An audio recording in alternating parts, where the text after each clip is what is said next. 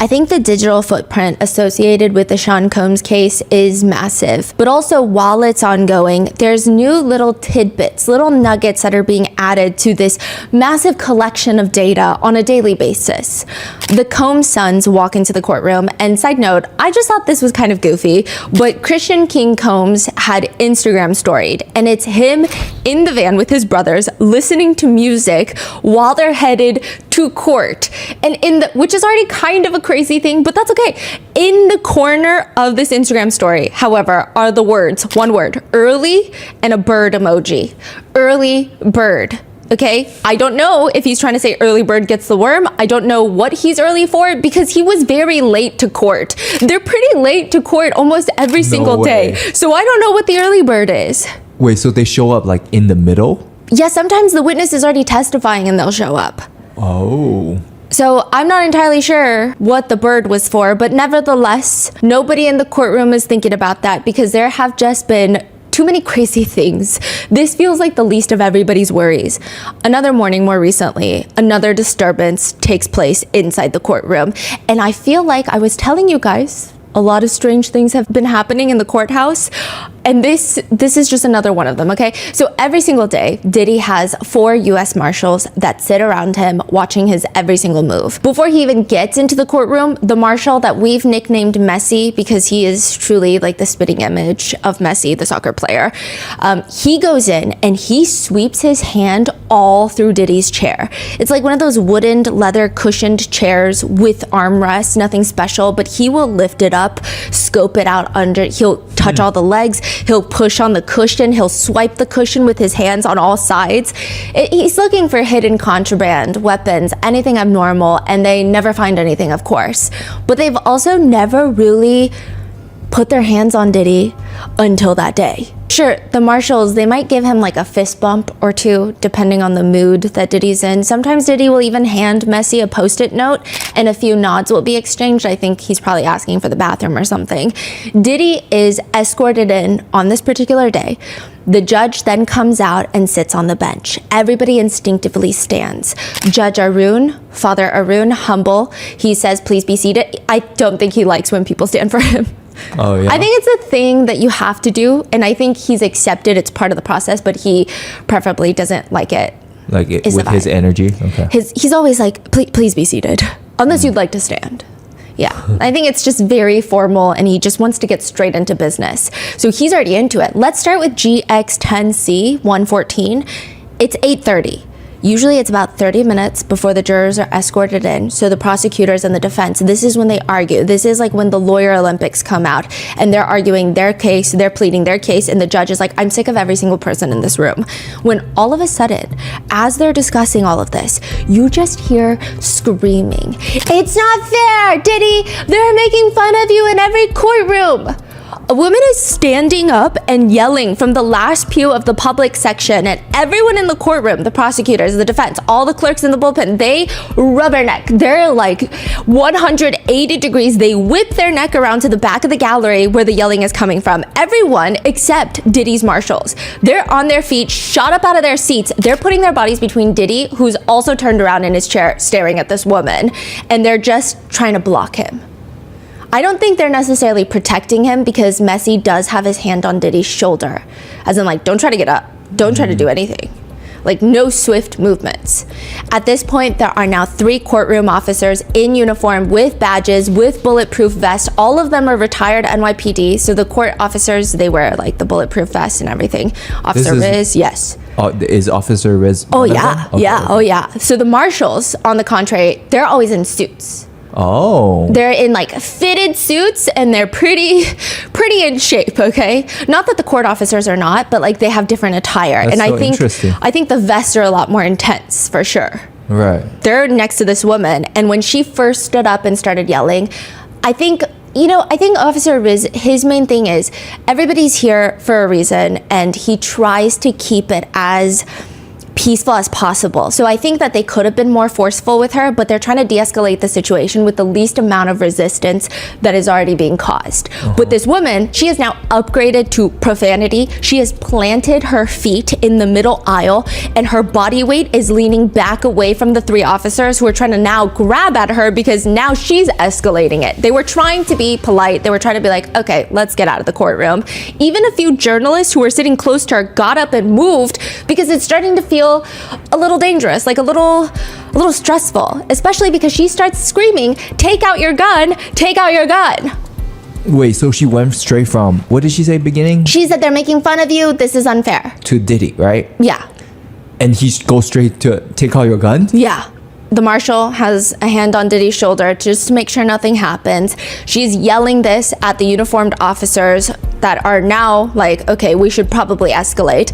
Judge Arun, who has never once addressed the gallery, like never. Okay, so defense attorneys, sometimes they'll walk in, they'll scan over the pews, see who's all here. Sometimes they'll even make small talk, like they'll open the bathroom door for you, and they're kind. The prosecutors, same thing.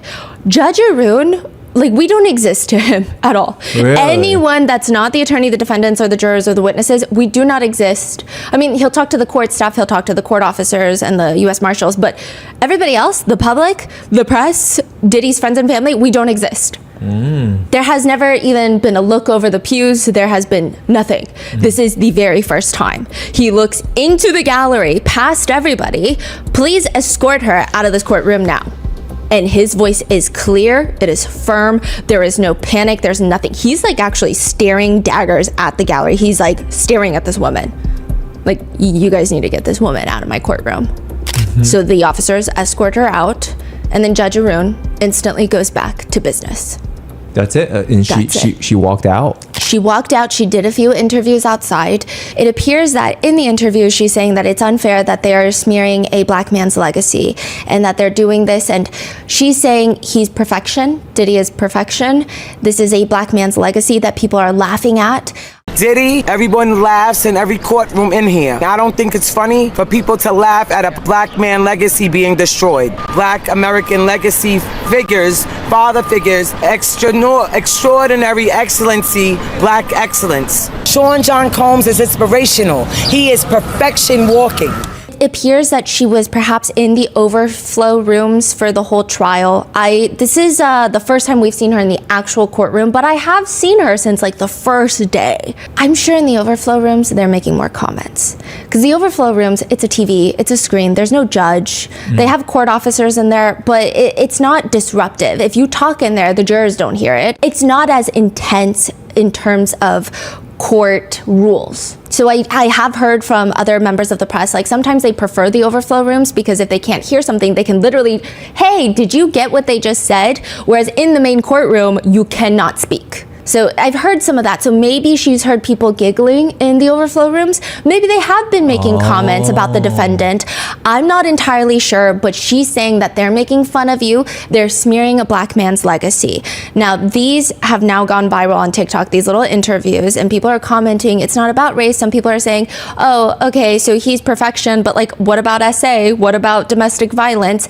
Side note, there is a sketch about her. The sketch artist, like instantly as this is happening, you just hear like frantic, you know how I tell you when they get really excited, it's like shh, you just hear the noise of the sketch. Yeah, they sketched her. Now, I will say, when she was in the main courtroom, she had a scarf around her head, not for religious reasons, but because she's actually not allowed in the courtroom. Apparently, she was trying to conceal her identity and made it to the 26th floor into the courtroom. And now Diddy was all the way leaned to the side. His family has not arrived yet, and he just seemed intrigued by this woman.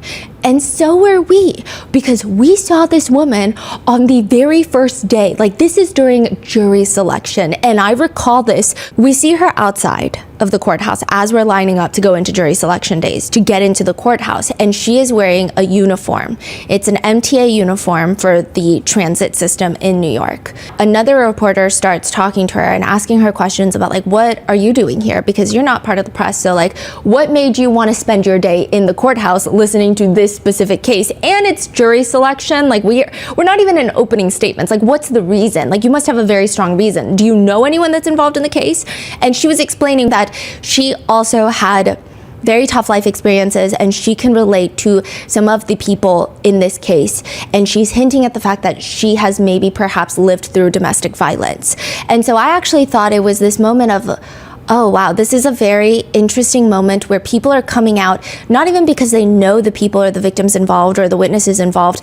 They support people who have gone through similar things. Because yes, he's innocent until proven guilty. However, the domestic violence, it's on video. It's pretty hard to say anything, right? I thought she was here to support the victims and take a stance against domestic violence. And then I didn't see her around. I mean, I kind of saw her here and there, but like the feeling was the very first day I heard her share her story, like it was that feeling consistently. And then as the weeks go by, recently, a few days ago, she was causing a bit of a ruckus outside on the line. So when we got separated into public and press, all I heard was something about YouTubers and Gene Deal, because there's a lot of content creators in the public side, and so she's mainly interacting with them, and I think she was like getting into a fight with a content creator. I'm not entirely sure. I tried to stay out of it. I literally went, oh, and then I looked away because I'm like, okay, I need to stay in my own lane. And you said there's always something going on. There's always a fight. There's always a fight, and Sometimes it's multiple fights going on at the same time. Yeah, I will say, like, to the people in the public line that are standing in that line just so that they can get the good coverage, so that they can get in the courtroom without any problems, I have so much respect for them, because that public line, I saw a comment that was like, it's like the Fortnite lobby. It feels like that. I mean, the main line feels like that, but then once they split it up into public and press, it's like usually a lot of commotion in the public line. And so people who are going through the public line just to be able to sit in on this trial, I don't know how they're doing it. It's so intense. There's always a fight. I don't know what happened, because the first few times I've seen her, she seemed so pleasant, and then all of a sudden it's just very different. I'm just very confused. Yeah. And so all the press and the public, they want to know, does Diddy know her? Because there have been rumors swirling around that perhaps Diddy is, I mean, these are some darker rumors, that perhaps Diddy is trying to buy witnesses, buy jurors, maybe even buy Diddy supporters to infiltrate not only the public, but also maybe the press. So there's been all these rumors swirling around. I don't know what he would get out of this incident, though. Yeah, so you don't know if Diddy was involved. If I had to take like my most cynical, because I mean, I do enjoy being conspiratorial at times, but like if I had to be the most reasonable, I don't think that he played any role in this. But I do think this trial is bringing out a lot of interesting people. And I'm just so confused. The only thing that confuses me and a few other members of the press is her attitude shift throughout the weeks is so drastic. We're just confused by it. We would like to thank today's sponsors who have made it possible for Rotten Mango to support Achievement Centers for Children. They're a nonprofit organization helping children and adults with disabilities. This episode's partnerships have also made it possible to support Rotten Mango's growing team of dedicated researchers and translators, and to even bring our team out to New York City for months to be able to do this. So we would really like to thank you guys for all of that support. A few disclaimers before we get started. There are mentions of physical assault as well as essay. Many of the quotes and statements included have been shortened and condensed for brevity. To cover ourselves legally, you guys know the drill. Sean Combs is presumed innocent until proven guilty, and that has yet to occur at the time of this episode's release. So the burden of proof lies within the government. Any descriptions or observations regarding Mr. Combs' legal team, the court, and or the public during the trial were personally noted by myself or my other two researchers who are present in the main courtroom. They should not be used as definitive source to determine guilt or innocence. So with that being said, let's get started.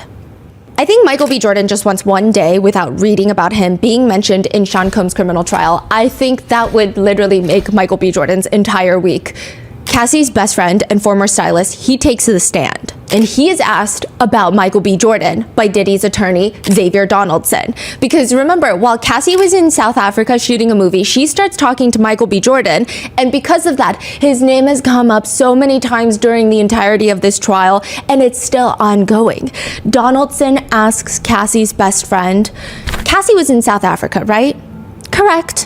What was she doing in South Africa? Shooting a movie? And she was shooting this movie as she was still signed to Bad Boy, correct? Correct. And what was the movie? Honey? And so as an artist signed with Bad Boy, she was not only doing music, but she was also getting movie deals, correct? She was able to do that sometimes. And it just seems like a very roundabout conversation. So, I mean, I guess, right? I'm asking yes or no. Was she able to do movies while she was an artist signed with Bad Boy? Sometimes, yes. In 2015, this is one of those times that she was allowed to do a movie, correct? Correct. And in order for her to be allowed to do that movie, Mr. Combs, as the owner of Bad Boy, had to sign off on that, correct? Correct. So to button that, Mr. Combs signed off on a contract to allow Cassie to do a movie, correct? Correct. Mr. Donaldson? The witness is saying, Mr. Donaldson?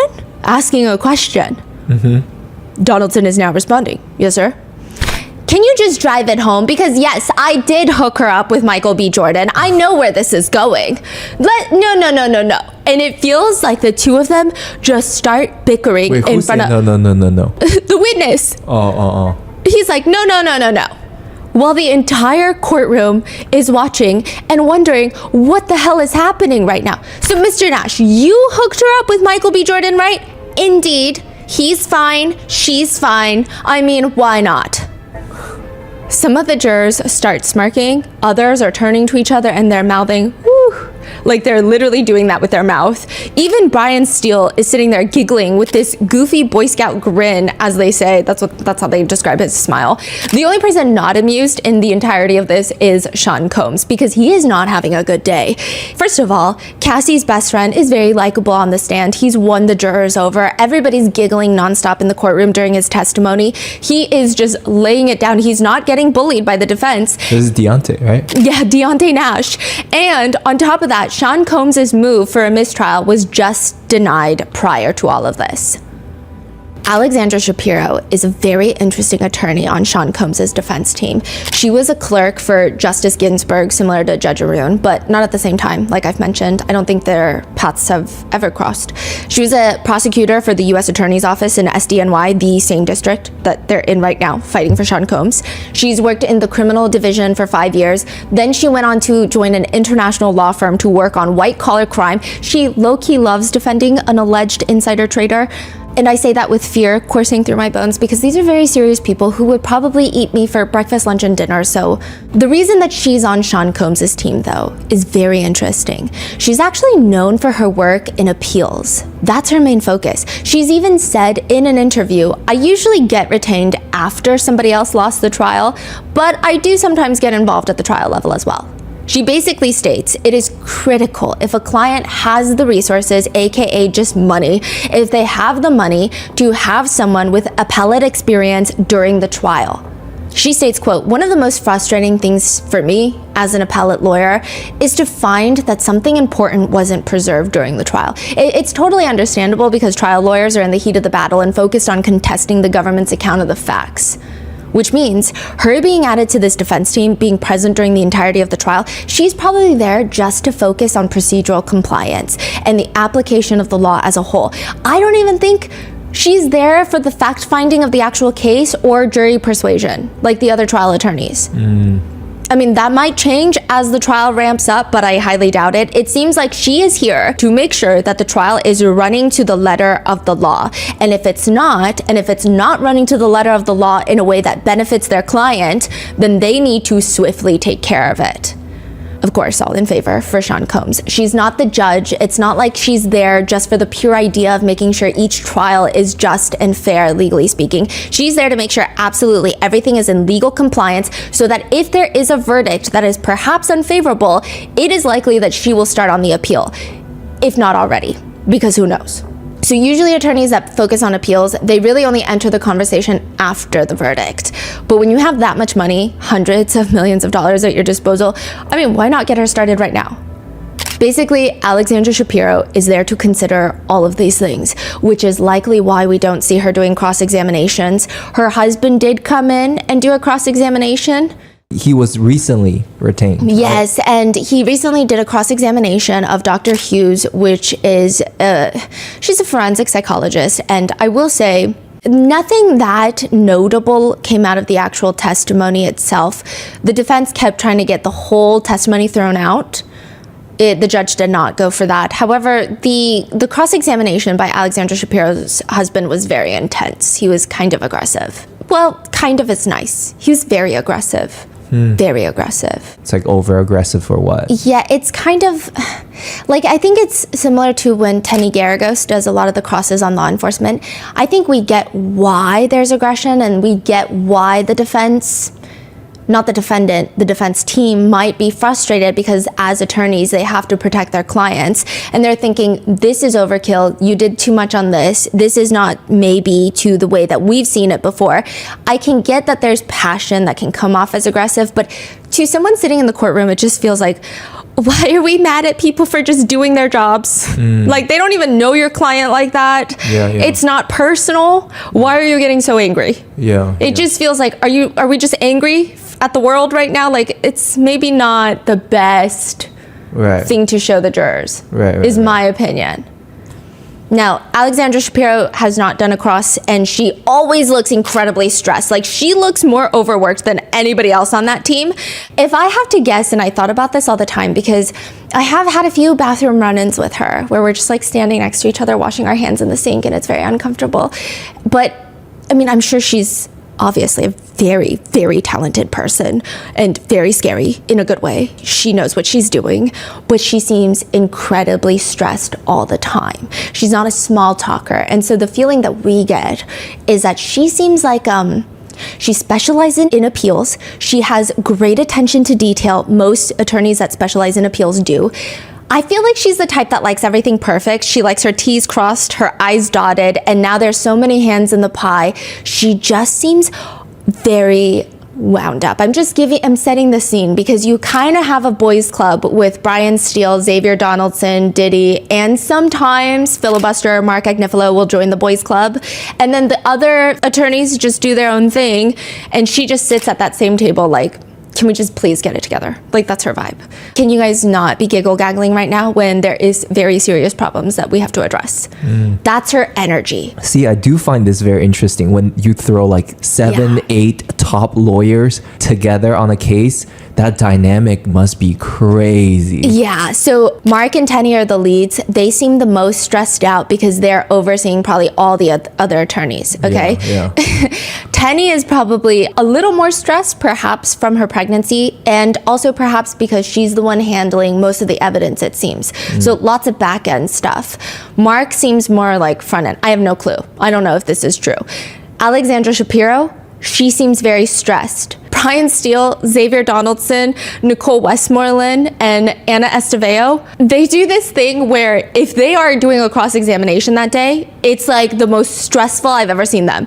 And then the next day when they're not doing any cross-examinations, they're giggle-gaggling. Brian Steele's falling asleep. Brian Steele will watch another defense attorney on his team make a mistake, and he'll just be like, why'd you do that? I wouldn't have done that if I were you. Because I guess when you're the leads, you're in charge. Whereas they have their very specific roles, and I'm sure they work really hard at their very specific roles. But it's very interesting. But Alexandra Shapiro, perhaps she's overseeing the whole thing. She seems very stressed. Now, regardless, she stands up, reaches for the microphone. The jurors are out of the room. When was this? This was like midday? Midday. Oh, okay. Jurors are out of the room. She's in front of the gallery. Like the gallery, we're all sitting there. And she states, Your Honor, respectfully, we are going to move for a mistrial at this time, based on the prosecutorial misconduct that went into this. A mistrial, which means forget everything that just happened, and let's do it all over again from the beginning, with new jurors, new jury selection, new everything. And this is like weeks into it, right? Yeah, this is weeks in and probably millions of taxpayer dollars in. Which is great for the defense because that means that to a degree, the defense knew what they were getting into before the trial. Like, they kind of have an idea based off the charges, based off of things in discovery, like where the prosecutors are going to lead it. But now they have a really good idea of like the valuable evidence the prosecutors have, the key points, the key witnesses that they're bringing in. But now they can spend a lot of time to exploit all the flaws in any of their evidence and any of their arguments for the retrial. I mean, this is their dream. Like, what in the hell would even cause them to try and move for a mistrial, though? You can't just say it because it's not going well for you. Like, you can't just be like, you know what, Judge, I just kind of maybe want to start over. Like, can we do a do-over? Or redo, yeah. Yeah, let me take it from the top again. Like, you can't do that. Something has to happen.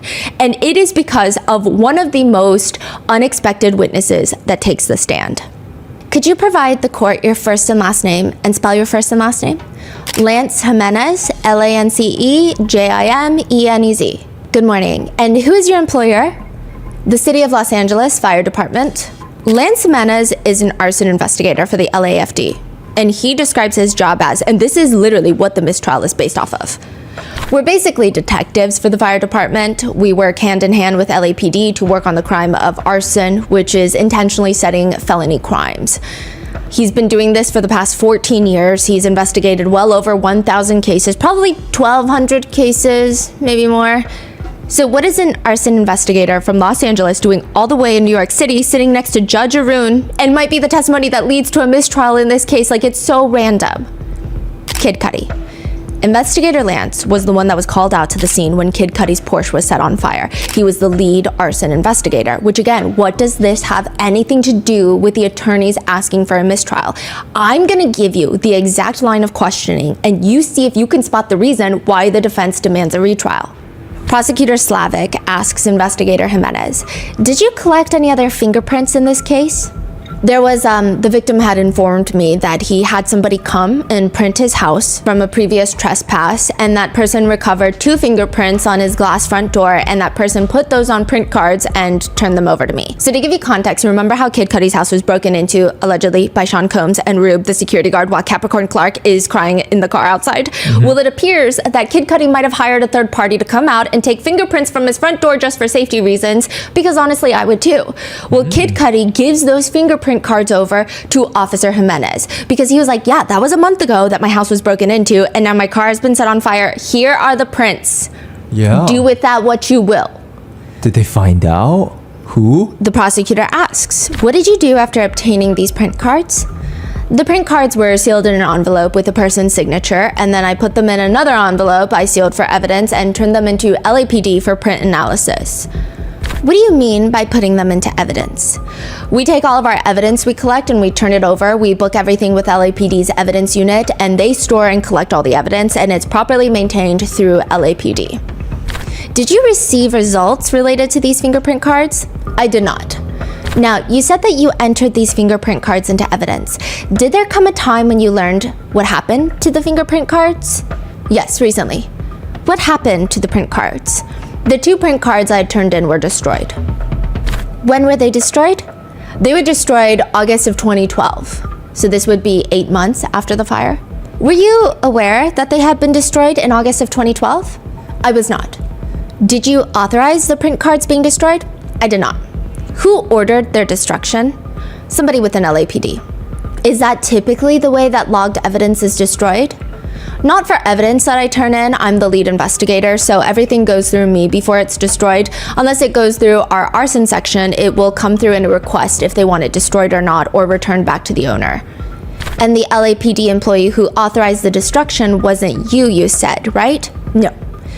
Was that person a member of your team? No. Did this strike you as unusual? Mark Agnifilo, Combs' lead counsel, stands up. I'm gonna object to all of this, Judge. The judge is like, there was a question pending. I take it there's an objection to that question. Yes, that's sustained. And the prosecutor says, I'll ask a different question, Your Honor. Investigator Jimenez, in your 15 years approximately as an arson investigator, has evidence been ordered destroyed by someone who is not a member of your team? Mark Agnifilo stands back up. Your Honor, I object. And can we have a sidebar on this? You may.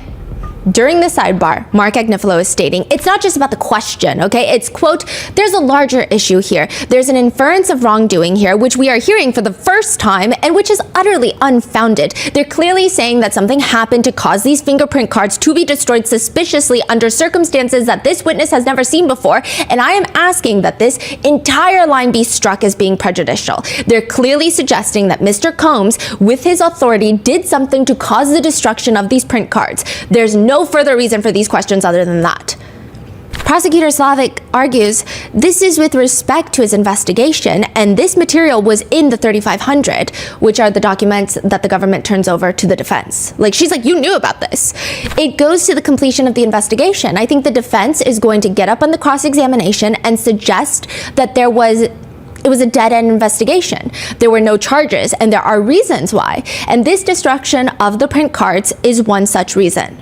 Mark is saying they could have left it at that. That's clearly not what they're doing. What they're clearly doing is saying, in addition, they could have just said, where are the print cards? They're destroyed. They didn't have to go further and say, have you ever heard of this before? Did you authorize it? That is clearly improper, and that's what they're doing. They are putting this in front of the jury that there was wrongdoing in the LAPD, and the only reason that would be relevant, since this is not an LAPD internal investigation, is that someone in this courtroom had something to do with it, and that someone is Mr. Combs.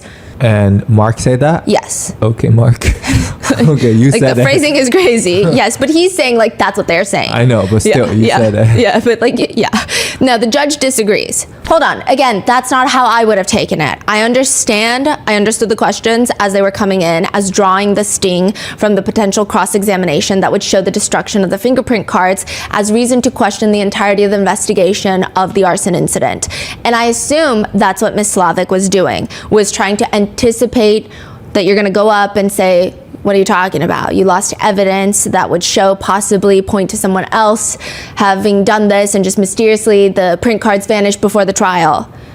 But the defense counsel doubles down, saying, why would they ask the last question though? There's no legitimate reason consistent with their explanation. They did this not for that reason. They did this to suggest something improper happened, and it's not just an LAPD matter because they wouldn't have asked all the other questions. In 15 years, have you ever heard of? It's suspicious. They're making it suspicious. In other words, the defense states the government is making inferences that Sean Combs somehow got rid of the fingerprint evidence because he knows those are his prints. Mark Agnifilo says this has caused prejudice. He says, and I think, and I have to just say it the way I think I see it. I think what the government has done is outrageous. And I haven't used that word all trial, which I'm like, okay, I feel like he's got an outrageous limit that he uses per trial or something, because that's such an odd. I haven't used that word all trial, but I'm using it now. And they know what they're doing. They know exactly what they were doing. They were suggesting to this jury that someone in this courtroom had something to do with the improper and suspicious destruction of these fingerprint cards, and that's outrageous. And quite frankly, we are having discussions, and I need a few more minutes before we hit ground on what, if any, other remedies we are going to ask for in light of that line of questioning. So before I do that, let me speak with my colleagues for a second, and I will, if it's okay with the court. I know we're trying to get the jury back in the box. If I could have a few minutes, 2 minutes, 3 minutes, just to discuss with my colleagues. After a group discussion amongst defense counsel, they move for a mistrial. Alexandra Shapiro takes the lead. Your Honor, respectfully, we are going to move for a mistrial at this time based on the prosecutorial misconduct that went into this. I think it's clear that, first of all, just to take a step back, as the court will recall during jury selection, there were issues raised by some prospective jurors about, the idea that Mr. Combs could buy his way out of this. This type of conspiracy theory is out there, and the type of implication that we believe these questions were designed to create plays right into that. When she said that, we're going to move for mistrial, what's the energy in the courtroom? Oh my goodness. Like, everyone is stressed out. I think the only people not stressed out are Diddy's sons. I don't know why. I've never seen them look stressed out, like really ever. Maybe once or twice, but they seem chill. They seem like it's another Tuesday, and I'm like, are we hearing the same thing? The jury are not in the room. The press, everyone's silent. I think it's half of, holy shit, what's about to happen, but also half of, oh my God, every single witness would have to come back and testify.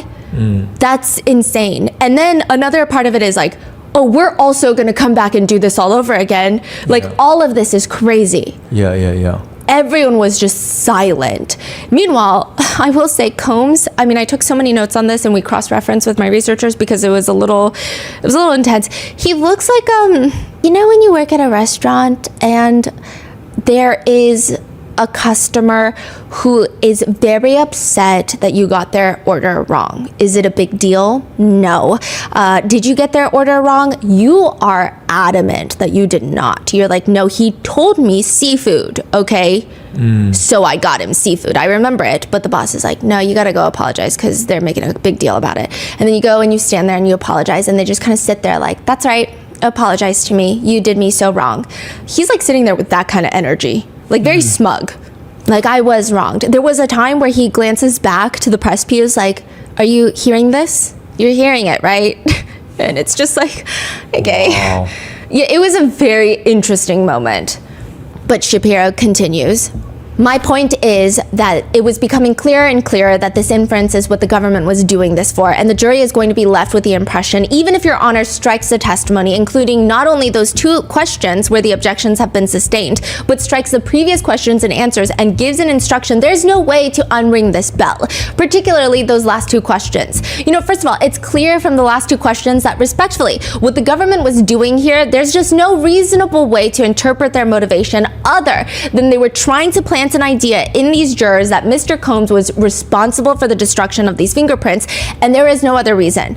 But the fact that only those 2 fingerprints were destroyed by someone inside is kind of crazy. Have they investigated more into that? No. The only potential non-sinister outcome could be a logging error in the LAPD.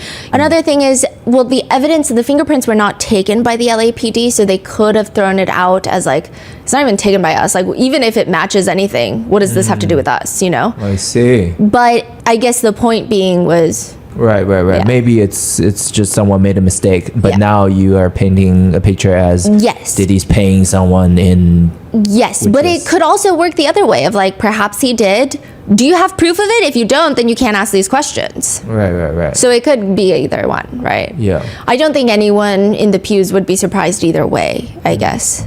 So we respectfully submit that the only proper remedy to cure the outrageous prejudice caused by this is a mistrial. Prosecutor Slavic argues, Your Honor, respectfully, a mistrial is absolutely unwarranted here. There was a good faith basis for the questions asked by the government. I've been over those good faith reasons, and I simply think that there is no prejudice here, much less incurable prejudice that would require a mistrial.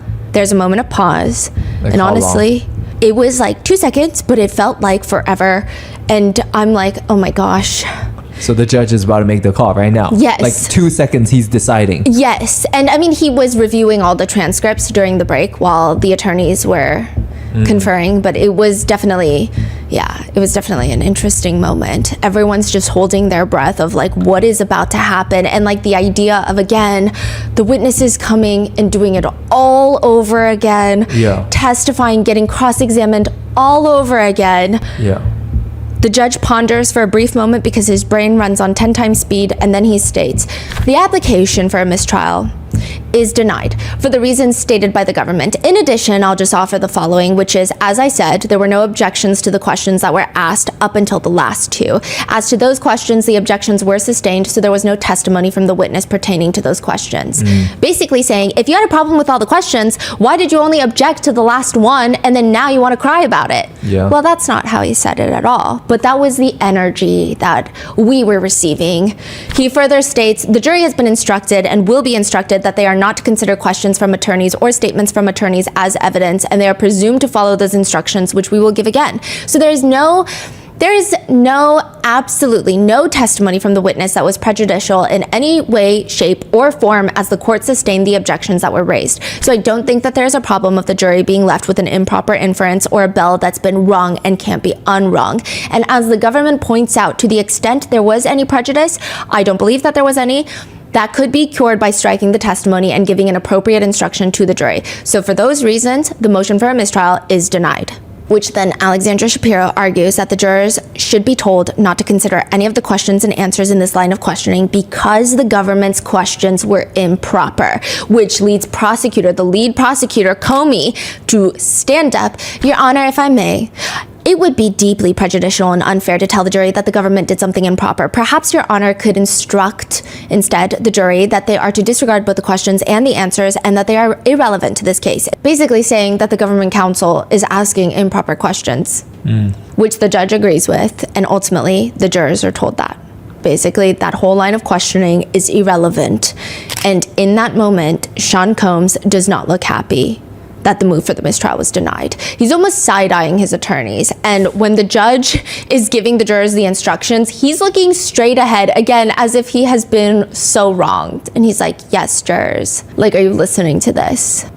Very interesting. Which, side note, netizens online have been commenting on this, with most people thinking that the move for a mistrial was goofy, others finding it sinister, some finding it reasonable, with one netizen comments reading, grounds for appeal, the jurors already heard the tainted question. So they're saying this is already an appeal in the process. Like, Alexandra Shapiro is working on the appeal right now. Others joke and argue, the defense really said, you can't ask that question, that makes our client look so guilty. Be so for real. Another comment reads, this case is incapable of becoming more bizarre. Others are writing, perhaps more in fear, the judge better stand strong because we don't want this man walking free. Accountability, please. Others write, no, he's gonna walk, and you guys don't be surprised when he does. And here's the thing. I just know that Sean Combs goes back to his cell at the end of every night, and he has a whole list on his wall of every single attorney, and he has little strike marks for them. And this is this has been a running conversation between me and my researchers, because you cannot tell me that this man is not, at times, spiteful. Sometimes the way he looks at his attorneys is I can't think of any other way to interpret it other than, hello, are you dumb? Are you dumb right now? Like, that's, what am I paying you for? If you don't stand up and object right now, like, those are the looks. Like, you just can't convince us otherwise. And the next person to testify is Deontay Nash, and the defense is gonna have a really, really hard time trying to discredit Cassie Ventura's best friend. Prior to the mistrial ordeal happening, right before Deontay Nash gets on the stand, is the mistrial, the move for the mistrial that gets denied. So let me set the scene first. The morning did start off rather normal. Even Sean Combs seems like he's in a very calm mood. He sits down at the defense table, but only after giving his supporters in the public section hand hearts, giving them prayer hands, giving them a nod, and then the press just get like a look over and a nod. And then when he gets down, there is like a bird's nest of Post-its just sitting in front of him. He's going through them. Perhaps it's his notes from a previous day. Perhaps it's from his attorneys. Mark Agnifilo sits with his arm draped around Combs' chair. The two look like they're on their first date at the movies or something. Mark is fixing the top of Sean Combs' sweater. They're very cozy. Donaldson walks over to the sketch artist, and I cannot hear the full comment, but he says, and I hear this part, you see that fantastically handsome man over there? He's motioning towards where Mark, Diddy, and Brian Steele are. I don't know, which one is fantastically handsome. It appears probably to be the defendant because, he's the one in most of the sketches. Huh, okay. He's just like, you see that fantastically handsome man over there? And the sketch artists, they really don't love to interact. They're just like, I feel like the only one that woos the sketch artists is like Mark Agnifilo and the prosecutors. Yeah, they love the prosecutors. But they're all I think they see each other frequently, the prosecutors. They work in the same office. Exactly. Yeah. So it's not like they love them. It's just more like colleagues. Like, oh, hey, How's Puff doing in there today? I think he's got a ferocious attorney working for him right now. Scary. Very scary. Too scary. And again, you cannot convince me that Sean Combs does not get irked by these sketch artists. He just sits in his cell, and I feel like it keeps him up at night because what was that comment? And then all of his family members, they're always checking on the sketches. His best friend is making sure the sketch is good. So I'm like, is this keeping him up at night in his cell? The government may call its next witness. The government calls Deontay Nash. The door behind us opens, and in walks two attorneys and Deontay Nash. And as he's walking up to the very front of the courtroom, Combs is rubbing his chin hairs. He's acting like he's so deep in thought. His beard, I mean? Yeah. Chin here? Beard? His beard, yeah. Okay. I don't know why I described it chin hairs. I'm so sorry. But the way he plays with it, I guess beard makes more sense, but he will individually roll some of them, and I just think chin hairs. And he's so deep in thought. and that absolutely no one of any importance or relevance to him is walking into the room. Like, it feels like when you try so hard to not feel like you're giving a crap about what's happening, it's kind of that. And it's very interesting that there's certain people he tries a little harder to act more nonchalant around. Like, he can't even be less interested even if he tried. Meanwhile, Sean Combs' mother, Janice Combs, is death glaring Deontay Nash all the way down the aisle until he sits down. Deontay sits. He begins swiveling back and forth because it's an office chair up there, and he instinctively straightens out the tissue box. He doesn't use a tissue, he just straightens it. His attention to detail is fascinating. And once he sits down, Combs is leaned all the way back with his back against the chair, and he has gone level 9 out of 10 businessman. He places his left hand kind of like this. This is what it looks like. I can't see if it's on his hip. I can't see if it's on his chair like this. It's kind of placed so that his left elbow is bent. And then his right hand is placed on the armrest, the elbow is, and he's playing with his facial hairs. And he just looks like the CEO in a conference room waiting for an intern that's about to get fired to bring him an iced coffee stat otherwise. Meanwhile, Prosecutor Comey is at the lectern, and she begins her direct examination. And just in case we did not already know, which we already knew, because just judging Deontay's energy that is radiating off of him, he does not want to be here. But he is asked, "Are you testifying here today because you received a subpoena?" "Yes." "Do you want to testify at this trial?" "Absolutely not." "What do you do for work?" "I'm a celebrity stylist." Deontay says that he's worked with styling both Sean Combs and Cassie, and it's kind of cute because when he's asked to, and this is Cassie's best friend, when he's asked to identify Cassie on the screen, he's like smiling to himself and he says, "Oh, that's Cass." Then another picture is brought up. "Can we pull up, please, what's in evidence as Government Exhibit 2A504? "And who is that?" It's a picture of Deontay Nash, okay? And honestly, he looks good. His skin is glowing in the picture. He looks great. "That's me. Is this a fair and accurate depiction of what you looked like during part of the time that you worked for Mr. Combs as a stylist?" These are like very standard questions. And usually people just say, "Yeah." And he responds, "No." And everyone's like, "Wait, what is happening? What's happening? We don't know what's happening. Nobody's ever said no." "Is it a glamour shot of you?" "Yes, I look amazing." And so we're like, okay, the whole courtroom starts giggling. And meanwhile, Combs looks like someone just farted. Like, he is not content right now. Meanwhile, his bestie in the back already has his eyes closed in the friends and family pews. Deontay says that he and Cassie were really close during that time period and still to this day, but focusing on that time period, they were very, very close. And because he works with them, he has a friendship with Cassie, he would see Cassie and Sean Combs interact a lot, considering they were dating. "What, if any, names did you hear Mr. Combs call Miss Ventura in front of you?" Baby girl, Cece, Cass, bitch, slut, hoe." Combs just starts rapidly blinking, like he's never heard these words before in his life. Like, they do not exist in his lexicon. He cannot even spell them for you if you asked. "About how many times do you remember hearing Mr. Combs call her a bitch?" Quite a bit. That was his fave." So at this point, Xavier Donaldson, defense counsel, leans into the microphone. "I'm sorry, Judge, I couldn't hear the last answer." Deontay Nash leans into the microphone. "I said quite a bit. That was his fave." Like, in that tone? Yes. Whoa. And now you just know the energy going into this. Like, you usually, like with the witnesses, there is a certain energy that you're trying to pick up when you're taking notes, because you're also anticipating the cross, you're anticipating all these things, which means also Donaldson will be doing the cross. So he doesn't look like, a lot of them seem nervous and uncomfortable. He's like fully himself. Like, he's fully himself, and I think he is no, he does not like the defense counsel. I think he's here to also fight for a friend, and he's like not trying to back down. Wow. Yeah. And he does win the jurors over. So which means Donaldson is going to be doing the cross. And it's interesting that he always goes up against Comey, which Comey's very sharp. I mean, Donaldson as well, but he does have him repeat kind of the worst thing to repeat once more. Like, out of all things that you didn't hear correctly, like, you gotta have him repeat, "Oh yeah, his favorite word to call his girlfriend was bitch." Like, it's almost like working for the other side. Yes, there are so many times where I write down, "Is he an op?" Because what's happening in my notes, and I'm like passing it to my researcher, and she's like, "No, yeah, what's happening?" In what context did you hear Mr. Combs call Cassie a bitch? Bitch, stop playing with me. Bitch, you better bring your ass to this house. I mean, I was there for quite some time. It's clear, again, Sean Combs is not having a good time. Okay, Deontay Nash is kind of a juror favorite. They're super absorbed in every single word that he is saying, and he's just kind of captivating. He seems very transparent as well. And about how often did you hear Mr. Combs refer to Cassie as a hoe or a slut? Quite a few. In what context?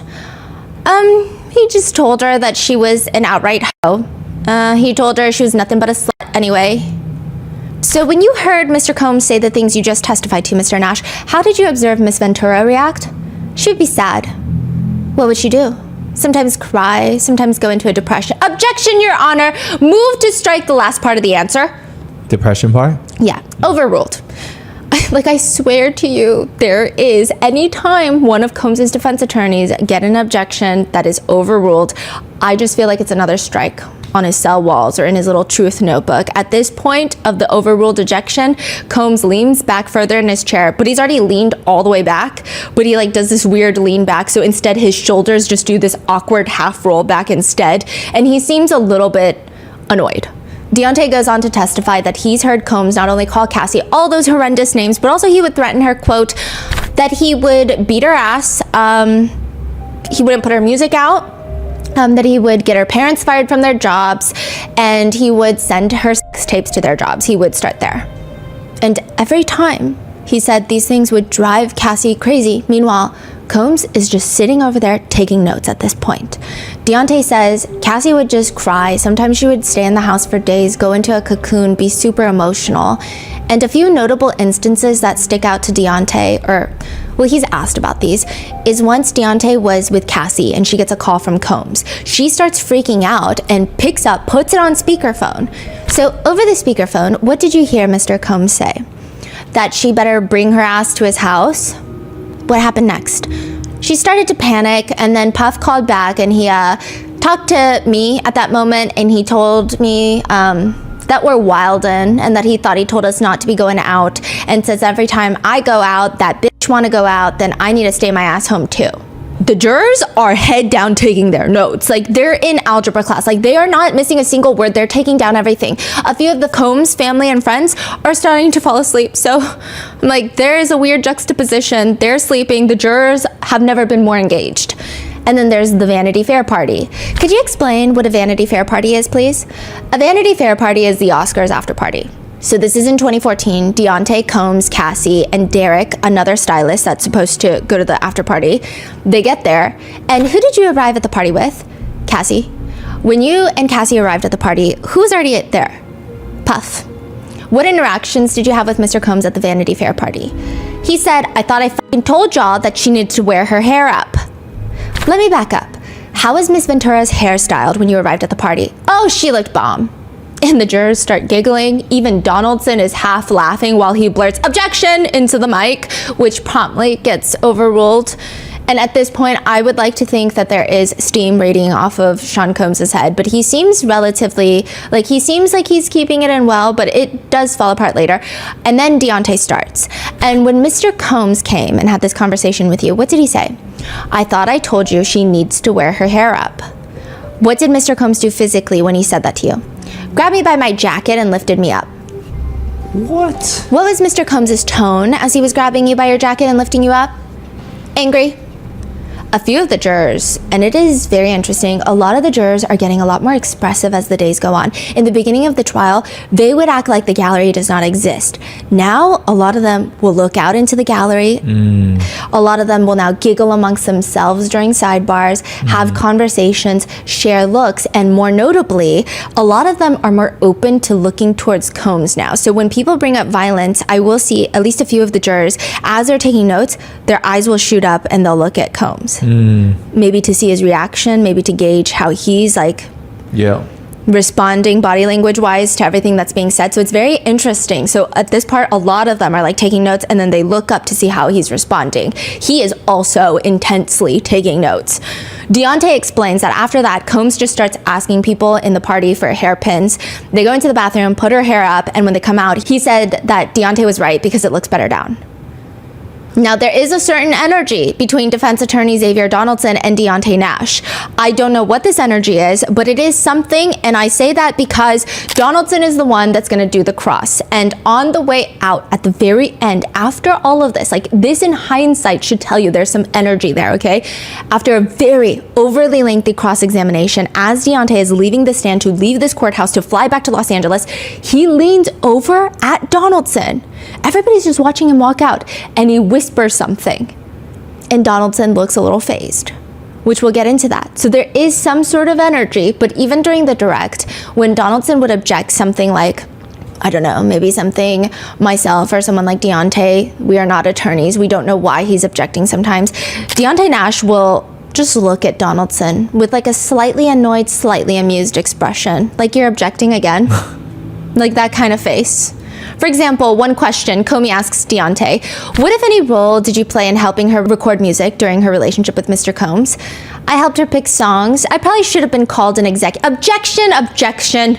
He was saying, I probably should have been called an executive. Okay, so it's like, what are you objecting? Yeah, and then prosecutor Comey just offers, I can ask another question. All right, that's the judge. Deontay Nash is just staring like, what are you doing, sir? Combs is also staring at him like, what are you doing, sir?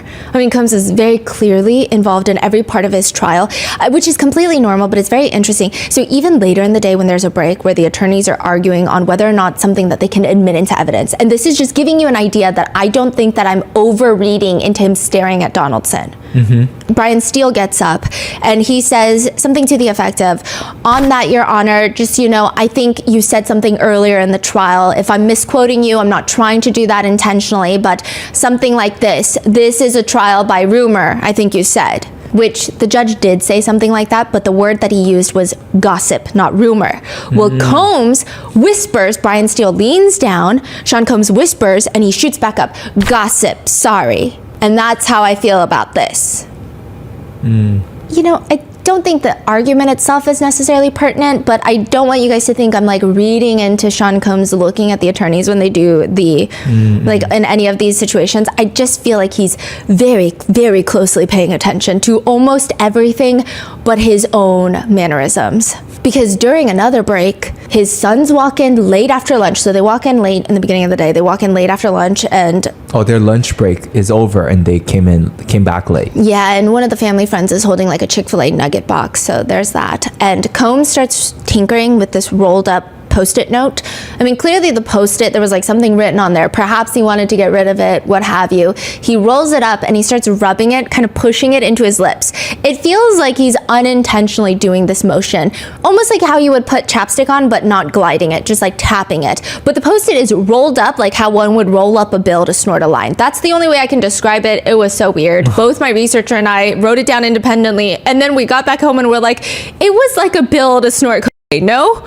Yeah, it was like so distinct. But continuing on, Comey asks, I want to talk about another time you witnessed violence. Was there a time when you and Cassie were cooking in her apartment before Mr. Combs became violent? Defense attorney Xavier Donaldson passionately stands up. Objection, judge. Form of question. I'm sorry. Objection. Sorry. Side note, the judge has told everyone repeatedly, attorneys, object, say objection, and then if the judge asks for grounds, then you say the grounds. Okay. Otherwise, he can usually tell by the context because he has a live feed and he will either overrule or sustain. Usually he will do that without even asking for the grounds. Donaldson is trying so hard to stay on the judge's good side. I think the whole defense has probably been irking the judge recently, so they're on their best behavior. And he's just profusely apologizing. And he's like whispering into the mic, sorry, judge, sorry. To the point where even the judge kind of giggles and then they move on. Now, do you remember in Cassie's testimony where we were shown a picture of her eyebrow where she has an injury, and she states it's because Combs came over unannounced and wanted her to pack for a trip for a music festival in Canada that Drake was hosting, but she had fallen asleep. Deontay was there. And he says, Combs just comes into the apartment that day and saying that he wants to talk to Cassie. So the two of them head over to Cassie's room, and what happened after they went into the bedroom? He grabbed her as they were walking out. He grabbed her like by the hair and back of her shirt and started pushing her out and was like, I don't give a f***. You're gonna get the f*** up out of my house. Y'all going to get the f*** up out of my house. Deontay says that he tried to intervene, but Combs just started, quote, well, he was more so like popping me in the back of the head because I don't have hair, and grabbing me by my shirt and pushing. When you say he was popping you in the back of your head, what was he doing to your head? Like, like a slap. You like pop someone in the head. Deontay is just like motioning for the jurors, and they're all like looking at him, doing a popping motion, and then they're all looking down and taking notes. Meanwhile, Combs is incredibly stoic in like I don't know who you're talking about. That just could not be me. And the Combs sons, they look bored. Deontay Nash continues that afterwards, Combs just starts berating the two of them. Who was he berating? Cassie and I. What was Mr. Combs saying as far as you can remember? We're not going to be playing with him. We can just take our broke asses and ride into the sunset. Damn. Deontay states that he heard Combs tell Cassie that she fucked up and that he was going to put her sex tapes on the internet. He was going to release them on schedule, and that he was going to first start by sending them to her parents' jobs, and then was going to get them fired, and that her brother was a bitch, and that Puff was the only one that protected her. Combs has been frozen the entire time, but it seems like subconsciously he quickly looks over at Comey and the jurors, I think perhaps to gauge their reaction, because it's a pretty intense statement.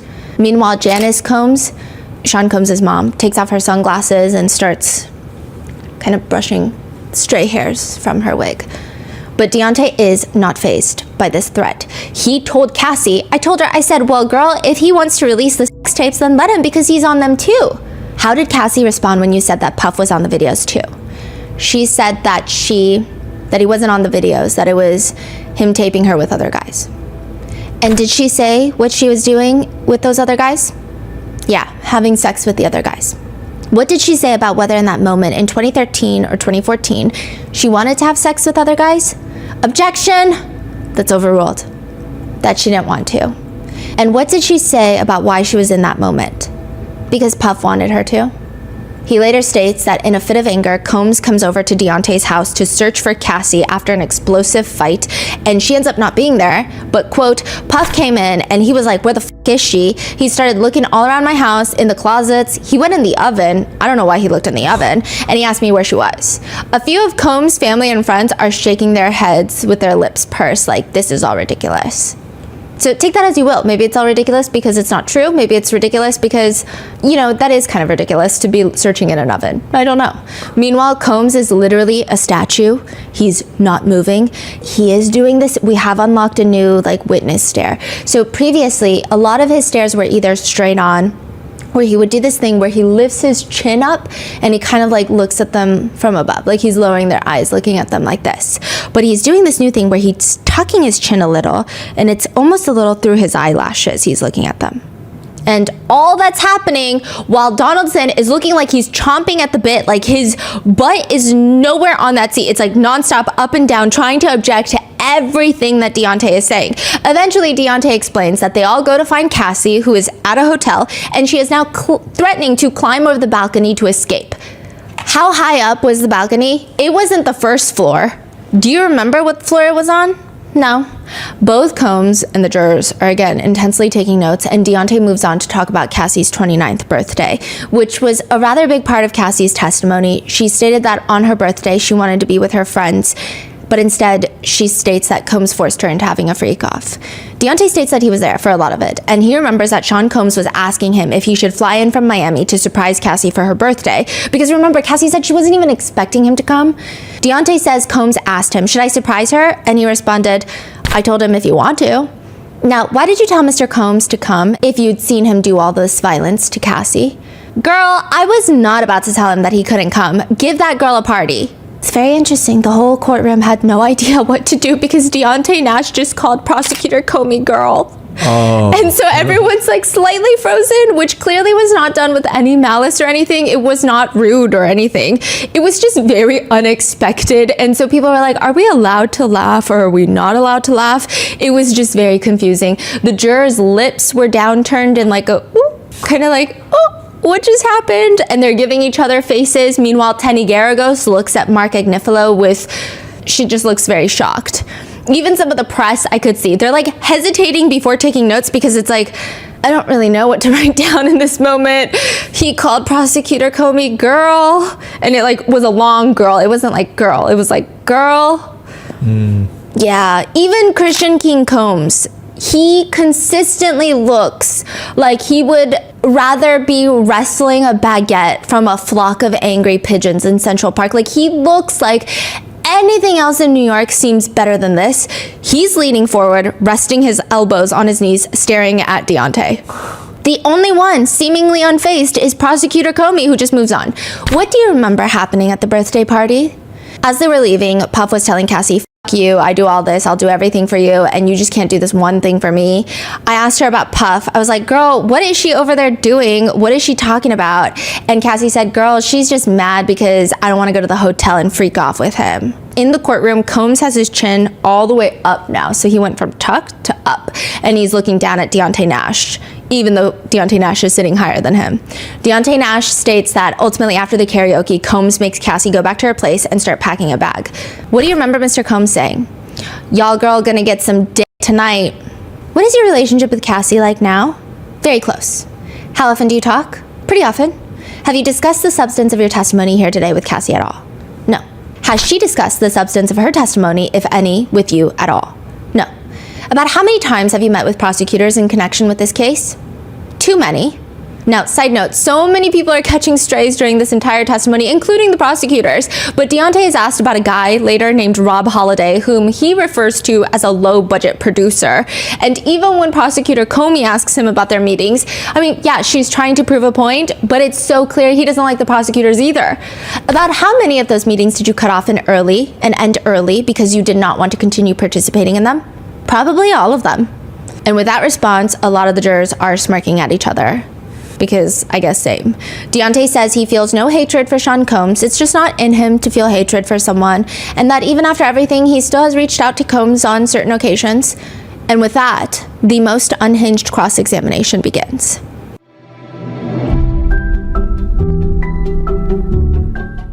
There's a reason why the sun is hot and the sky is blue. Just like there is a reason why Morgan & Morgan is America's largest injury law firm. For more than 35 years, Morgan & Morgan has been fighting for the people, fighting for regular, everyday people across the country with over 100 offices and more than 1,000 lawyers nationwide, having recovered more than $25 billion for over 500,000 clients. Morgan & Morgan has a proven track record of fighting to get you full and fair compensation. In Florida, a client received $12 million after the insurance company offered $350,000. In Pennsylvania, a client was awarded $26 million, 40 times the insurance company's offer of $650,000. The truth is, if you pick the wrong law firm, you might be setting yourself up to lose before you even get started. All law firms are not the same. If you're ever injured, you can check out Morgan & Morgan. Their fee is free unless they win. For more information, go to forthepeople.com/rotten or dial #law, pound 529 from your cell phone. That's forthepeople.com/rotten or #law, pound 529 from your cell. This is a paid advertisement.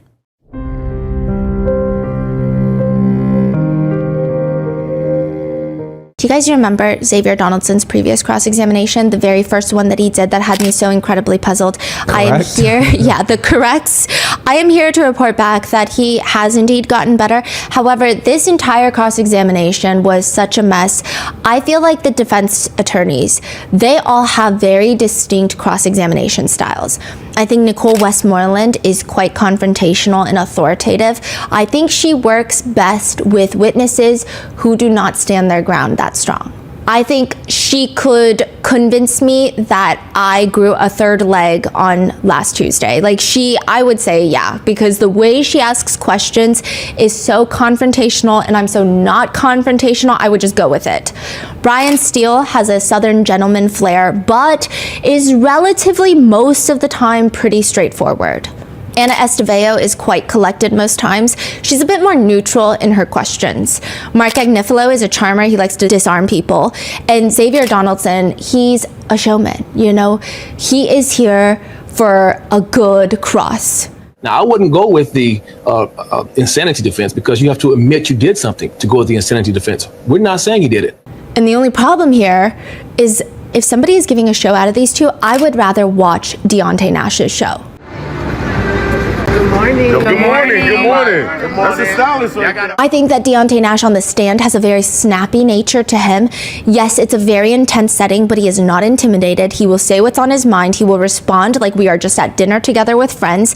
I think in this type of situation, perhaps Mark Agnifilo or even Anna Esteveo would have been a better fit. I feel like Deontay and Westmoreland would have gotten into a full-blown argument. I feel like Brian Steele would not be able to charm his way to Deontay. And I also feel like Deontay would be like, girl, to Brian Steele, and then Brian Steele would genuinely be confused and be like, who are you talking to? And then we'd have to sit through an hour of him trying to figure out who he's talking to and calling girl, and it would be a whole thing. Maybe Mark could disarm him. He's quite smooth.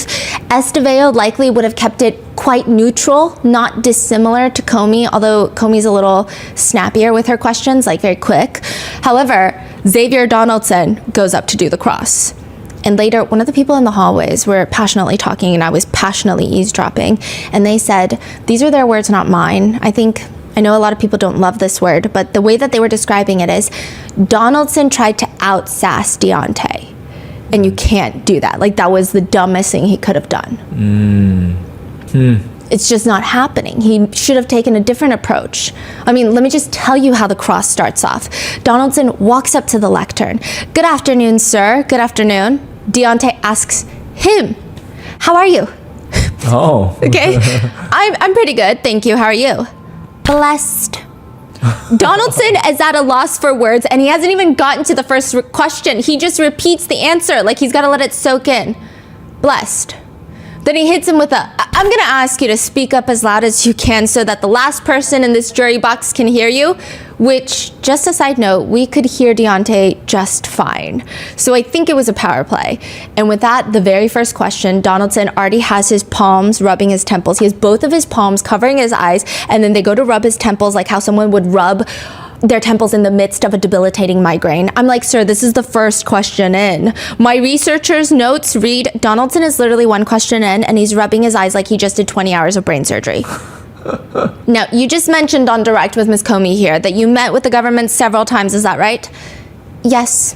Interestingly enough, when Comey was doing the Direct, Deontay would kind of swivel in his chair a little bit, like kind of nonchalantly respond, a very casual demeanor. But with Donaldson, it's giving an enemy of my friend is an enemy of mine. He is staring Donaldson right in the eye. He's sitting up straight. His eye contact is intense. I don't think Donaldson was ready for this. I don't think Sean Combs informed him who Deontay Nash really is. Like, truly, he's going to war for his best friend. And Donaldson, just like all 9 feet of him, he's so tall, he's just standing at the lectern getting like smacked left and right by strays. And I think Sean Combs should have warned him. Like, at this point, Sean Combs has a dartboard with all of his attorneys' faces on them. And this one is just a big hit to Donaldson, okay? Just listen to the way Deontay rapid fire answers questions, and his response rate is quick. Like, the pace is very fast. The jurors are so busy taking notes, and he's doing this all with a slightly sarcastic smile towards Donaldson. And that subpoena told you had to come to court, correct? Yes. Now, as far as you going to the government's office to talk to them, you didn't have to go there, correct? Nope. So when you went there, you went because, well, you went voluntarily, right? Yeah. And so you went there to answer their questions like they said, correct? Yes. And you give them truthful answers. Nothing but the truth. And that is what you did every time you were there? Every single time. Donaldson tries to make it a whole point that Deontay hired civil lawyers, who, by the way, were sitting directly in front of us the entire testimony. They were professionally smiling at each other when their client would give snarky responses to Donaldson, and we would see it, and they would literally just look at each other and smile and nod. And it was overall a slightly lighter moment in the courtroom considering, but you did hire Mr. Dunn to pursue possible civil litigation against Mr. Combs, right? Objection. Sustained. Are you considering a lawsuit against Mr. Combs? No, I'm focused on getting out of here. At this point, even Mark Agnifilo is looking at Donaldson the same way that Combs is, like both of them are turned to their right, forehead wrinkled, rapid blinking, to which Donaldson asks for a photo to be put on the screen just for the witness and the parties. We don't get to see it. Now, after reading the document, does that refresh your recollection, or does that change your testimony whether or not you were considering civil litigation against Mr. Combs? No, it doesn't. It seems like an assumption. We don't want to do assumptions in the courtroom. So does that document refresh your recollection that you are considering civil? No, it doesn't. Combs is looking at Donaldson. Just what is happening right now?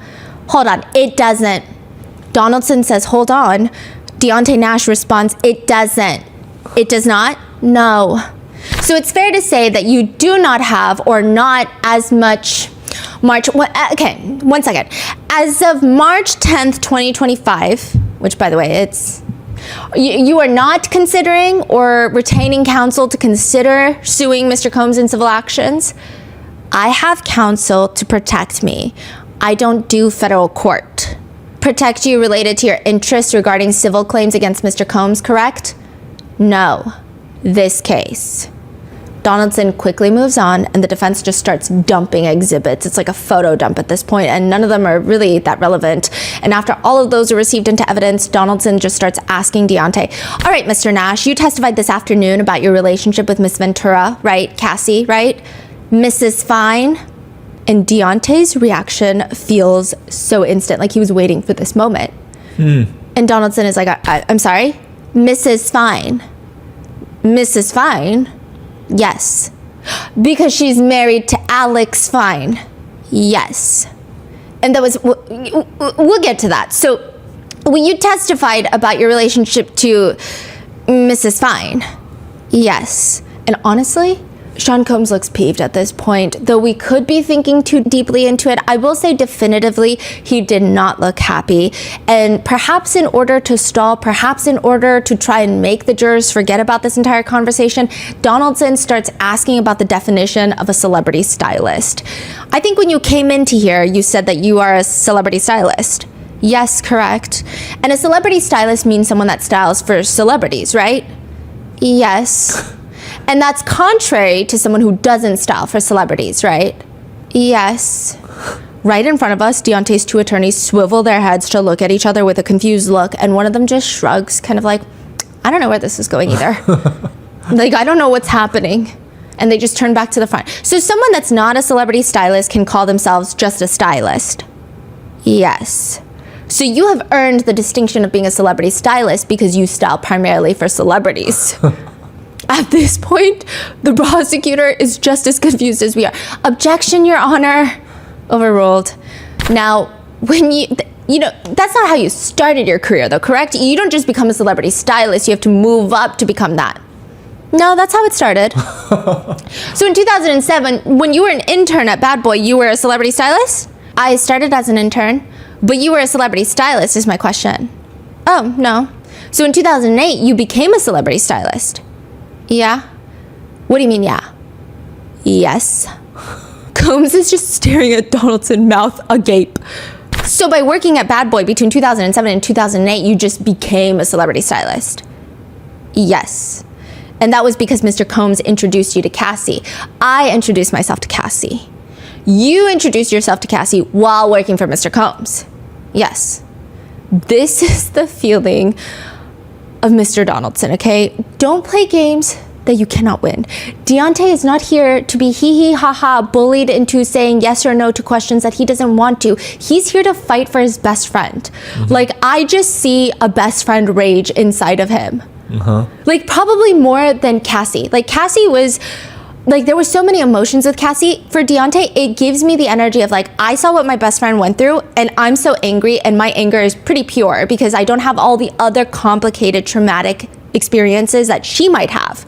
So my anger is just pure. Like, he's here to fight. He's not just gonna roll over and let the multi-million-dollar defense team walk all over him. But instead, Donaldson, I feel like he cannot help himself. He falls into the power play trap. This is why I thought Agnifilo or perhaps even Estevao would have been a little better, because Donaldson asks Deontay, so it would be fair to say that Mr. Combs or Bad Boy helped start your career as you have now as a stylist, as a celebrity stylist. Would that be fair to say? Yeah, go ahead. I'm going, don't worry about it. Dang. And soon after this, Donaldson just starts like wandering around the lectern again. I mean, the showman in him is like bursting out. Starts wandering while asking.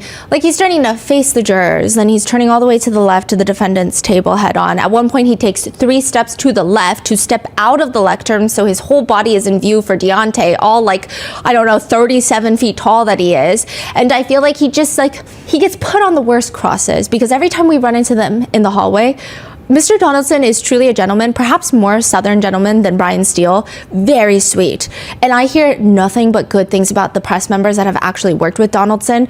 And I'm like, why do they keep giving him these crosses? Okay, but like, more on that. He starts wandering, taking a full-on sightseeing tour while questioning Deontay. So when you talked this afternoon, about your knowledge of studios and your knowledge of time period, your knowledge of when records get released and your knowledge of who releases records and your knowledge of all of this, you were giving us that information based on your extensive experience as a celebrity stylist, right? Comey stands up. Objection, misstates the testimony, Your Honor. The judge is like, you've got to rephrase the question, Mr. Donaldson. Mr. Donaldson, if you could do me a favor and just stay at the lectern just because the court reporters are having difficulty if you're not at the microphone. At this point, Donaldson exaggeratingly plants his feet into the ground like he's like going into quicksand. And it's like... And then the line of questioning starts taking more detours. So many times I would start a note of like, oh, I think I know where this is going. And then I'm like taking notes. And then it's like, oh no, we're onto a new topic. It never got to the point where I thought it was going to. A few things to note. Donaldson is very likable. He has a very strong presence. I do think that he has to work against that. Maybe he comes off a bit stronger with his very commanding height and his like presence. Maybe it would be too intimidating. But he just he tries to bring personality into it, and everything he does, the only feeling that we walked away, like my researcher and I were trying to put it into words, it's always like, weird argument, but go off, I guess. It's always like, it's not like particularly offensive what he's doing. He's not like harassing witnesses. He's not aggressive and mean. It's just like kind of a weird argument to make, but like, I guess if that's what you want to do. That's the whole cross. As a celebrity stylist, you indicated that you purchased clothes, correct? Uh-huh. Is that a yes? Yes. You also helped them pick out clothing for their weddings, correct? Everyone's like, weddings? Yes. And in fact, as you indicated for Mrs. Fine, you helped pick out her wedding dress, correct? Yes. I glance over at the defense table. Combs looks incredibly stressed. Forehead wrinkles. You could stick a quarter into his forehead wrinkle folds. He's very stressed. He's mouth agape staring at Donaldson. Because what are we getting from this line of questioning? I think what he's trying to get at is that him and Cassie are very close. Maybe he has incentive to lie on the stand. Maybe they got their stories straight. Maybe they talked while she was testifying. Maybe he would lie on the stand for her. I don't know what inferences he's trying to make to the jurors, but all I'm getting out of this is Cassie found the love of her life, someone she wants to settle down and have children with after we saw that hotel footage. Like, what's the feeling I'm supposed to get from this? Like, she found her Prince Charming after all, and she's having like a happily ever after now that the defendant is out of her life. Like, Brian Steele is straight up smiling because it feels like, where are we going with this? He's smiling at the defense table. Even Mark Agnifilo is staring at Donaldson like, I'm just watching this unfold. Same as you guys. This is how I know he's doing those strikes at home. Donaldson goes into a string of questions asking, you know someone named Scott Langston? No. Okay, what about, you know the public school brand, the public school clothing brand? No. Do you know Muriel Solomon? No. Every time Deontay says no, Combs is getting more upset. It just is like a string of no's. Donaldson says, now it would be fair to say that when you worked at Bad Boy as an intern and as a stylist for Mr. Combs and as a stylist for Mrs. What's her name? He's talking about Cassie. Mrs. Fine. Like, it's so clear you did not just forget her last name. Alex Fine was a pretty big part of the case in terms of you guys didn't even want him in the room for a certain portion of the testimony. Oh, you feel like it was intentional? It did feel intentional. Like, I mean, unless maybe he's not that well versed in the case, but like, you could pull anyone from the public and be like, what's Cassie's husband's last name? And they'd be like, Fine. Yeah. Huh. You know? Interesting. You didn't just, like, what's her name? And he's like, Fine, Mrs. Fine. There were other artists that were also signed to the Bad Boy roster. Would that be fair to say? Yes. Who were they? French Montana? Wait, French Montana, the hip-hop person, rap star?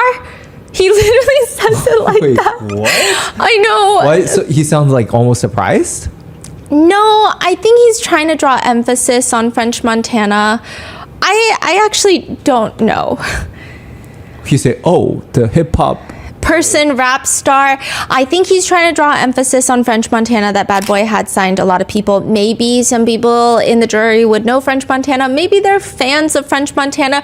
Maybe he's trying to pull a Mark Agnifilo, which is like, oh, Dad, you don't know anything. I don't know.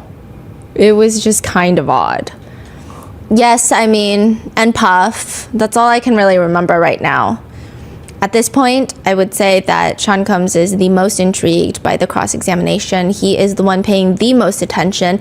Even the press are getting lost. I saw a lot of members of the press put down their notebooks and just watch, because like every point that starts somewhere, the notes like end without getting to the point. So then it would just be like a new thing that starts and everyone's just like, we'll just read the transcripts later, because what's happening right now? I mean, the line of questioning has no clear, obvious point to us. And then it just starts over. It just feels like a sightseeing tour. Do you recall a haircut that Cassie had, the side haircut? Yes. That haircut became almost iconic status, correct? Yes. It became the Cassie cut, correct? Yes. People all around the world were getting their hair cut, correct? Objection, Your Honor. Sustained. Let's move on. We do not indeed move on. Who decided that haircut? Who suggested the haircut? Puff.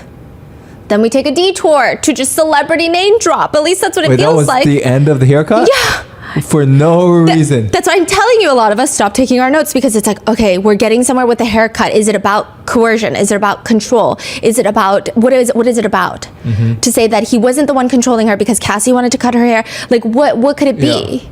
And then we just got so nowhere, weird. And then we just move on. Okay. Then we take a detour at a celebrity name drop fest. I mean, perhaps the point Donaldson is trying to make, I think, is that Cassie had ample opportunity to work with massive names in the industry. Connections that were all provided by Sean Combs is the point that he's trying to make, I believe.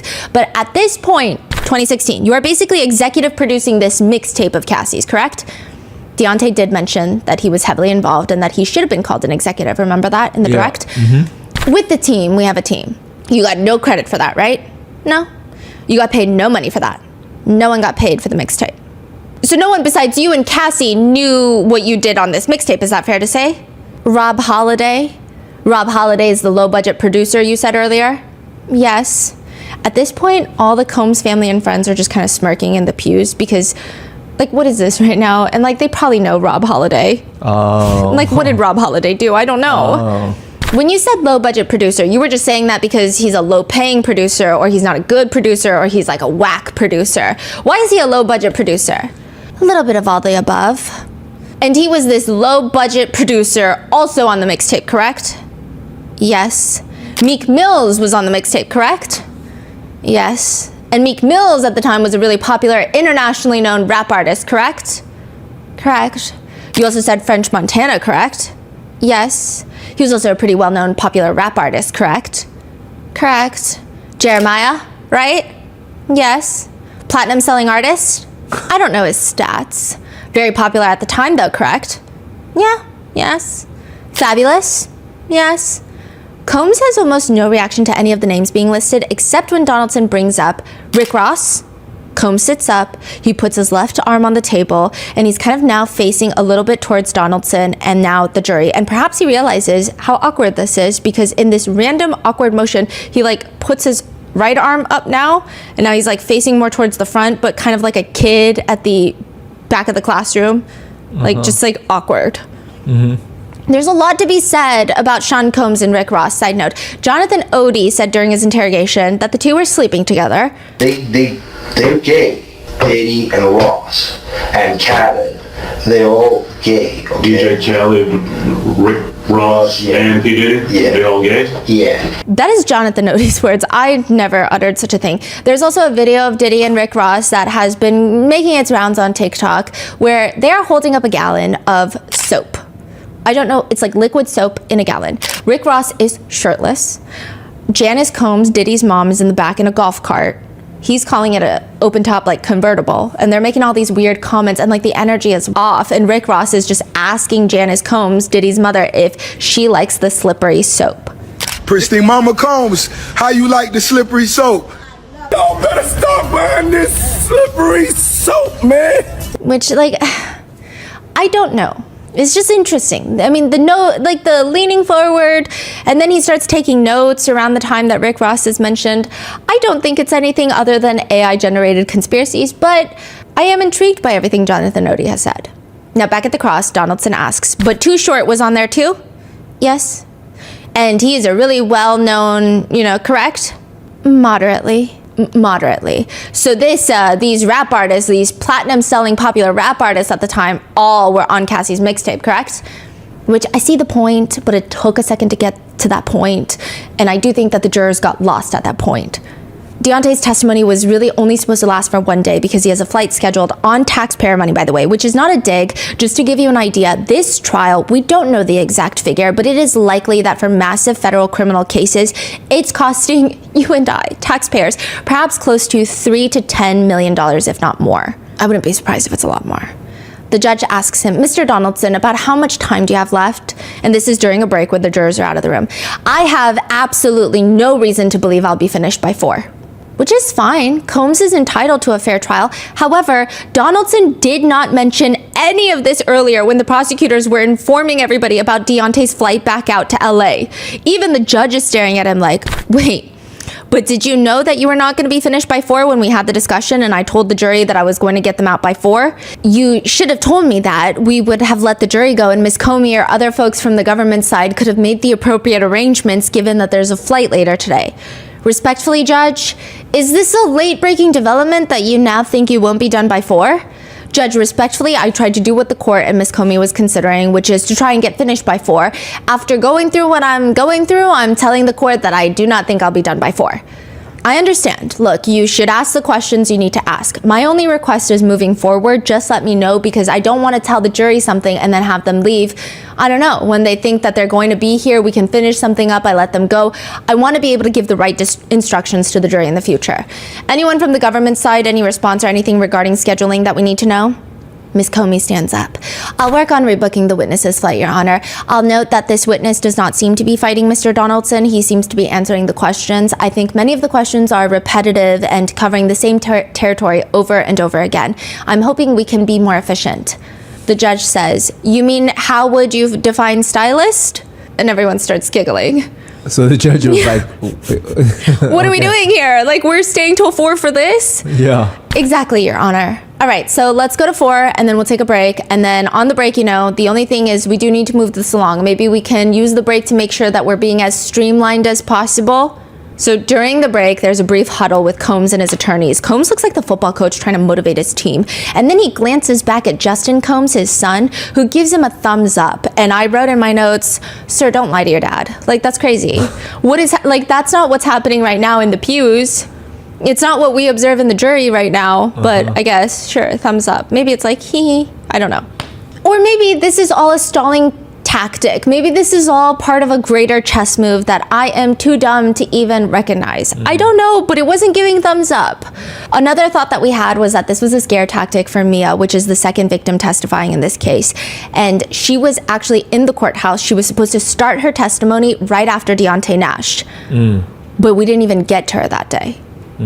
So maybe it was a scare tactic. I don't know. It was so confusing. The cross was so confusing. We thought of all these crazy things. Maybe that's another. We're like, there's got to be a strategy because what was that? If there's no strategy, what was that? After the break, Deontay Nash walks back in. This time he's wearing a big bomber jacket. Diddy's entire family watches him walk down the aisle. Combs is popping what appears to be a cough drop in his mouth. Deontay sits down and the judge looks at his new jacket. It's not just you, it is freezing in here. It is freezing in here. I'm like, how are y'all doing this every day? If you thought that things would get better after the break, Donaldson leans forward into the mic. Mr. Nash, welcome back. Thank you. You're welcome. Nice coat. Thank you. You're very welcome. What size is it? Not your size. And everyone, I don't even know why he asked that question. Yeah. Everyone starts giggling. That's the right answer. You got the right answer. I just want to ask you a few more questions about the stylist part. I'm just going to go really quickly. Donaldson asks questions about whether or not Sean Combs would naturally have the last say in the artists of their label about stylistic choices, considering its entertainment business. AKA, Sean Combs did not have any special control or force over Cassie. It's just part of Hollywood that as the label owner, he would have to approve of what she wears, how she dresses, and not as her boyfriend. But Deontay says, no, Sean Combs had control over Cassie. The other artists, not really. Who would be the final decision maker? Most of the time, the artists kind of did their own thing, but they would send it to Mr. Combs or someone to get some type of consultation in the decision making. Would that be fair to say? Not that I know of. Some of them look terrible. The jurors giggle again, and some of them are glancing at each other like, this is crazy right now. The ones that you did, they didn't look terrible. Yeah. Donaldson abandons this line of questioning and moves on to perhaps hint at the idea that maybe Cassie and Deontay have been talking about their testimonies, getting on the same page. That's the hint that he's dropping. I'm not saying it's true. That's what he's trying to drop, but it kind of backfires. Now, as far as Cassie is concerned, she's your good friend, best friend. When is the last time you spoke to her? After she had the baby yesterday? Tell her congratulations. And he's more so telling everyone in the gallery. Oh, you're saying congratulations, or you're telling me to tell her congratulations? He's like, no thanks. Like, you don't go tell her congratulations, you're crazy. There's a few gasps. Combs, from his side profile, he does like a subtle nod, but it appears that his jaw is clenched. And like we can tell because usually his default is that his mouth is slightly ajar, but it's like clear that his jaw is clenched. And it just, in our personal opinions, it looks like he's trying to watch his face because, of course, everyone's going to be looking for his reaction. Even the judge butts in. All right, let's keep it going. The last time you spoke to her was yesterday? Yes. And before that was when? Probably the day before that. So it's fair to say that you spoke to her. You know she testified in this trial, correct? Yes. You spoke to her before she testified, correct? Yes. You spoke to her after she testified, correct? Yes. Did you speak to her in the middle of her testimony? Not really, no. You say not really. What does that mean? Did she call you? Did you ask her how she's doing? How she was doing, but more like her clothes stuff. And Marnie handled most of that because she was here in New York. And so you spoke to her about what clothes she should wear while she was testifying. Is that fair to say? Yeah. Donaldson takes off his glasses. Because Cassie is one of your best friends. You were helping her pick out the clothing that she was going to wear to come to court, correct? Correct. Because again, she's still an artist, entertainer. So it's important how she looks, correct? The feeling is he's making it seem like, the point that I got was trying to make it seem like Cassie is vain. She's a performer at the end of the day that wanted to do anything to excel her career. Perhaps even possibly draw a conclusion and connection that if she's a performer, was she performing while she was testifying? Was this all a performance? Like, it's just, it's not a good look. I don't know how deep this like rabbit hole could go down. Maybe it's just, hey, jurors usually don't like vain women who care about their clothes a lot. Maybe it's that. But Deontay shuts it down as quickly as Donaldson brings it up. Oh no, that wasn't why. You wanted to make sure she looked good coming to court. No, she couldn't fit anything. She needed clothes. Because of the pregnancy. Yes. You wanted to get the right clothing for her pregnancy. Exactly. You wanted to pick out the stuff that fit her for the pregnancy. Correct. So again, that didn't go anywhere. No, and I feel like the jurors were... I think that even if you watch the internet reactions, I think that Cassie is a more polarizing witness in this case. I think depending on a lot of the biases that people have going into this, some people think that she's a gold digger. She knew what she was getting into. And like maybe those people exist in the jury. Who's to say? I'm not in the jury, right? But just there, when I was watching their reactions to Cassie's testimony, there were some times where it felt like the jurors were not as receptive of her, or where they didn't like certain things. It seemed like they really didn't like her intercontinental lawsuit. It didn't seem like they even liked her lawsuit against Sean Combs, where she got $20 million as a settlement. It's like these things, you could just kind of sense something. However, with Deontay Nash, the way he talks about Cassie, he makes her less polarizing. Because it's just like a feeling of like, if I have a best friend who is doing all of this for me, like I should be doing something right. Like he just makes her a lot less polar. I don't know if that's making any sense. Makes sense. Yeah. And just the way that he's talking about her, smiles when he sees her picture, like it feels very genuine. Now, Donaldson, in what feels like a last resort, just takes the role of a Fed. My researcher writes, "Sir, are you a narc? What is happening?" Now, we also mentioned yesterday that you had met with the government several times, correct? Yes. Too many times to even remember, correct? Yes. On the few of your meetings with the government, did you arrive at the meeting before smoking marijuana? One of them, Maureen cut it short. Marina's Maureen Comey. Because of what? She said she wanted me to have a clear mind. So you went to the meeting and you told her that you were high at the time? Yeah, I didn't say high. I said I'm smoking right now. I didn't say I was high. I'm sorry. So you told her that you were smoking. Well, not in the meeting, before you got to the meeting. Yes. And then Ms. Comey told you you need to stop the meeting because she wanted you to have a clear mind. I don't know where this went. That was it. And then he later asks Deontay Nash about another party. You said that Cassie was super high, correct? Correct. And you said that Mr. Combs was intoxicated, correct? Correct. Did you get Cassie super high? Excuse me? And both of Deontay's attorneys are staring at each other like, what the hell is happening right now? One of them even shakes their head in disbelief. Did you give? No, I did not. Then he starts talking about the Revolt conference, which is when Cassie saw a picture of Combs with Gina, the girl that he told her she didn't have to worry about. Well, Donaldson is asking Deontay about it, and he's trying to describe Revolt. Donaldson says, and when we say Revolt conference, Revolt is, I guess, professional web. And he's like using his hands in the air. It's owned the. Diddy is looking at him like, you don't know what the Revolt is? Like, he genuinely looks offended. It feels like forever before Deontay pulls him out of his misery. It's an entertainment conference. Entertainment company? Conference, the Revolt conference, yeah. It was owned by Sean Combs, correct? Correct. Eventually, Donaldson leads up to the idea that perhaps Deontay was the one that sent Cassie a picture of Combs to show that he was with Gina while she was in South Africa. And Deontay responds, oh, no. You're not putting this on me. That was another stylist named Icon Tips that texted her and said, oh, girl, you look good coming out the car. And she called me and told me, girl, is that girl Gina there? So Icon Tips thought it was Cassie coming out the car, but it was Gina. At that point, the jurors, the press, nobody can even try to keep a professional face. Everybody's grinning. The press don't even really know what to write at all. There's just lots of rustling. Even Diddy looks confused of like, I don't know what my reaction's supposed to be. He's just blinking. And so you told her at this point in time, listen, I could hook you up with Michael B. Jordan, correct?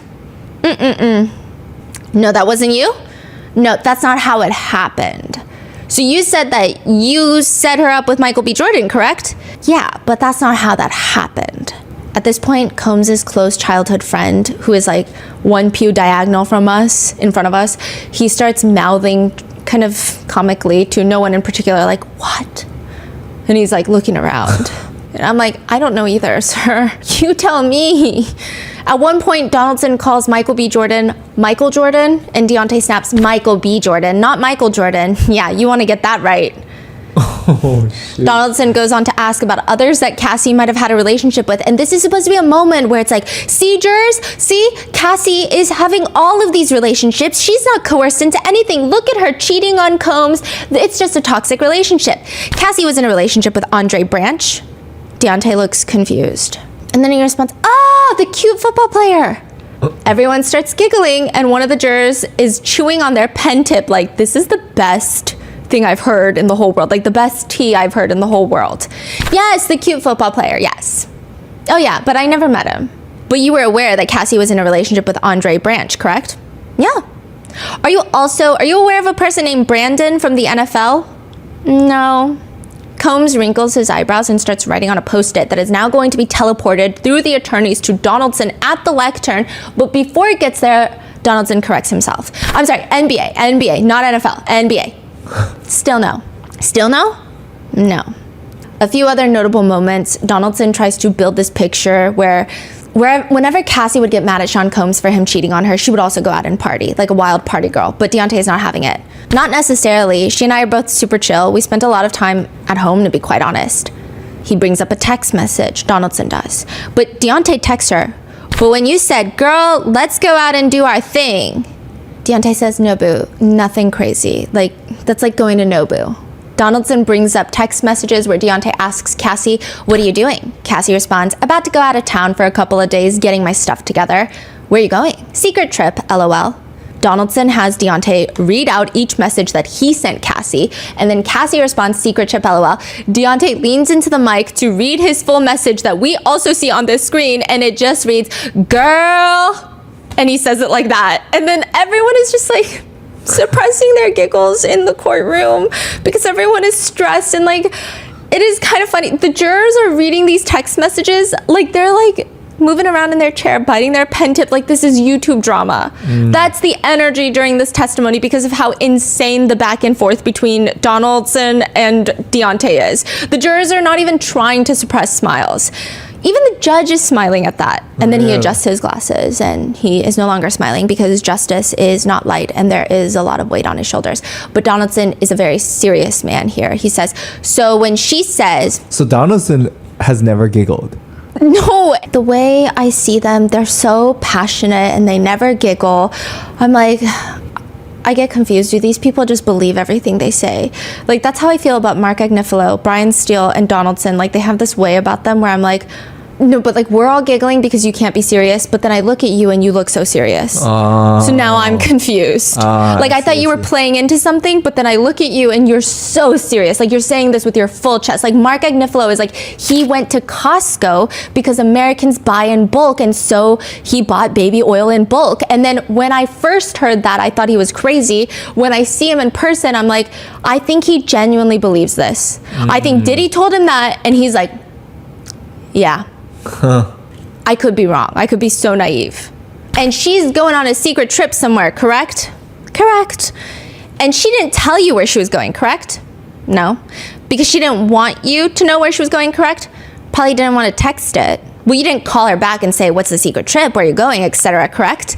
I may have, or she may have told me. Good friends don't really pry like that, you know what I mean? To which a lot of the jurors look like they're agreeing with Deontay. What do you mean agree with Deontay? Like, a few of them are kind of looking up, and it's almost like they're stopping themselves from a nod. Because it's like, that makes sense. Yeah. Throughout a lot of the testimony goes from glancing at Donaldson to blinking nonstop, and eventually the cross just becomes so long that he just starts looking at the clock, which is right on the wall behind the press pews.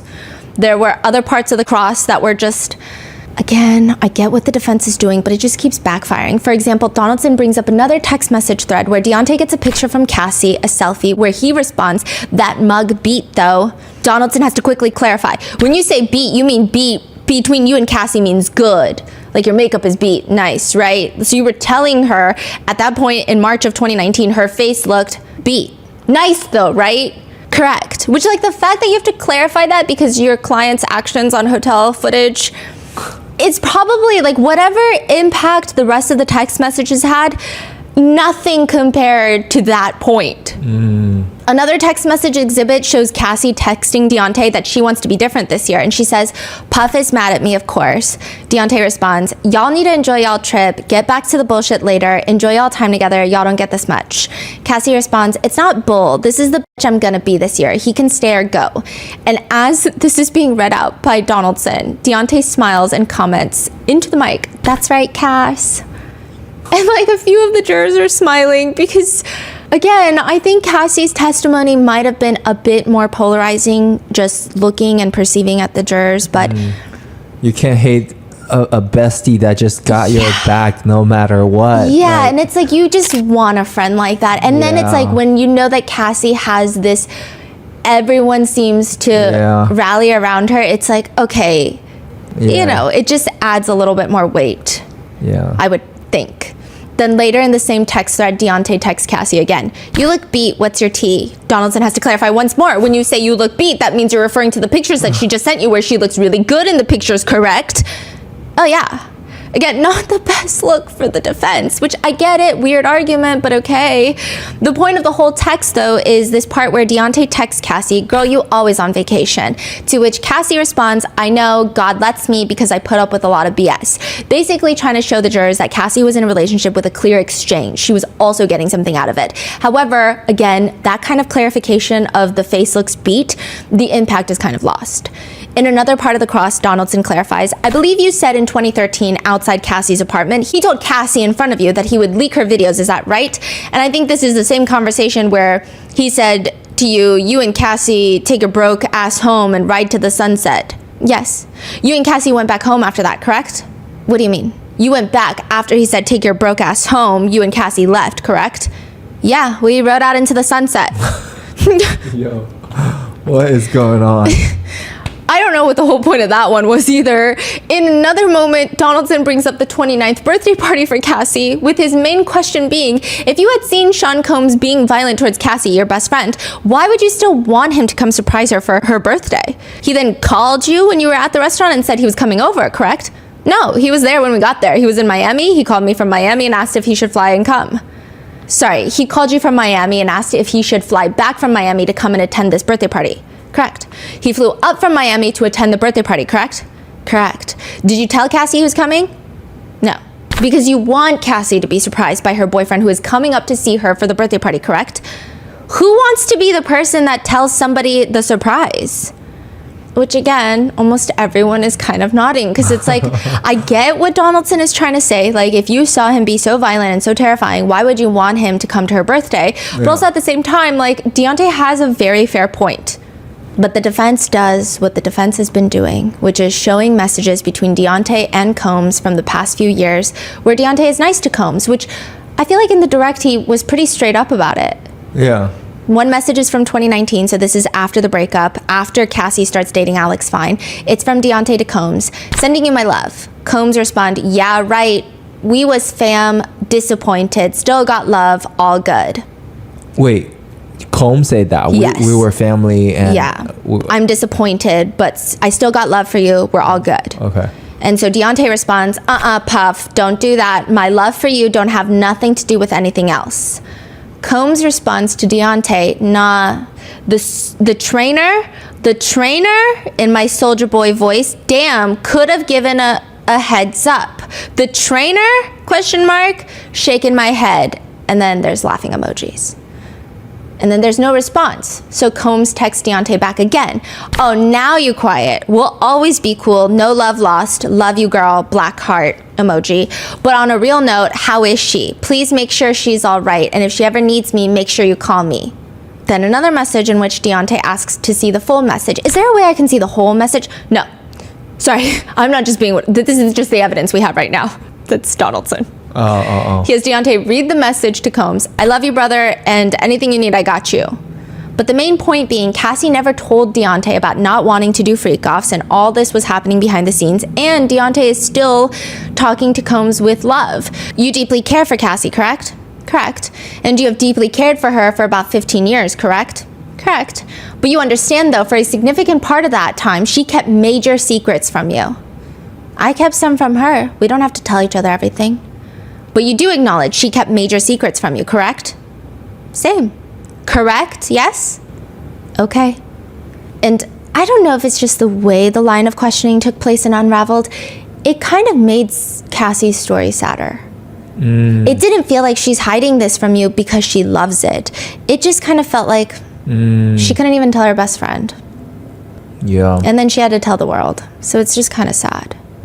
Like, that was the feeling. Like, it didn't give what I think they wanted it to give. In the redirect, prosecutor Comey brings it home. Why did you always have concerns for Cassie's safety if she also told you that she was happy at times with Mr. Combs?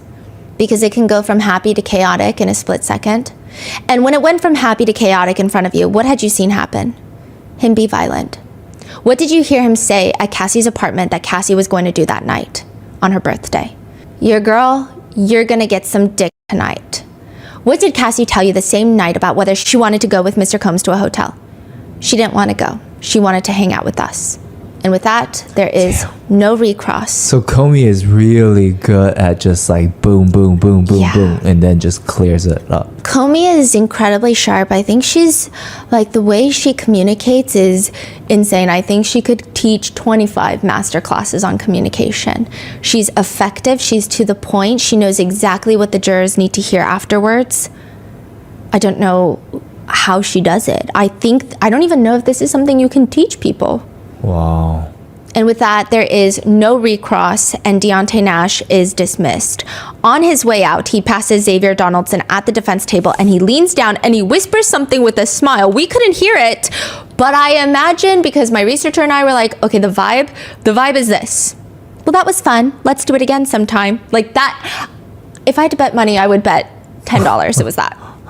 Like, that's the vibe the whole cross was giving. It's like this very sarcastic, like, I'm not going to be rude to you, but I don't like you. And Cassie's my best friend. Wow. And with that, he walks he away. ate it up. The jurors loved him. Wow. Yeah, I don't know if they loved everything he was saying, but they were having a blast.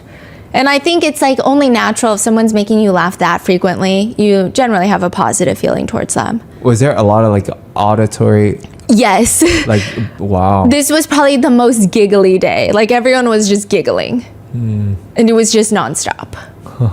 Yeah, but it is probably the last light day that we are going to have, because the next episode you'll see will be likely a mixture of Mia, the second victim, as well as Jane, the third victim, that is going to take the stand probably the day that you see this. So I will be in the courtroom while you're watching this, and I'll let you know how it goes. So with that being said, please stay safe, and I will see you in the next one.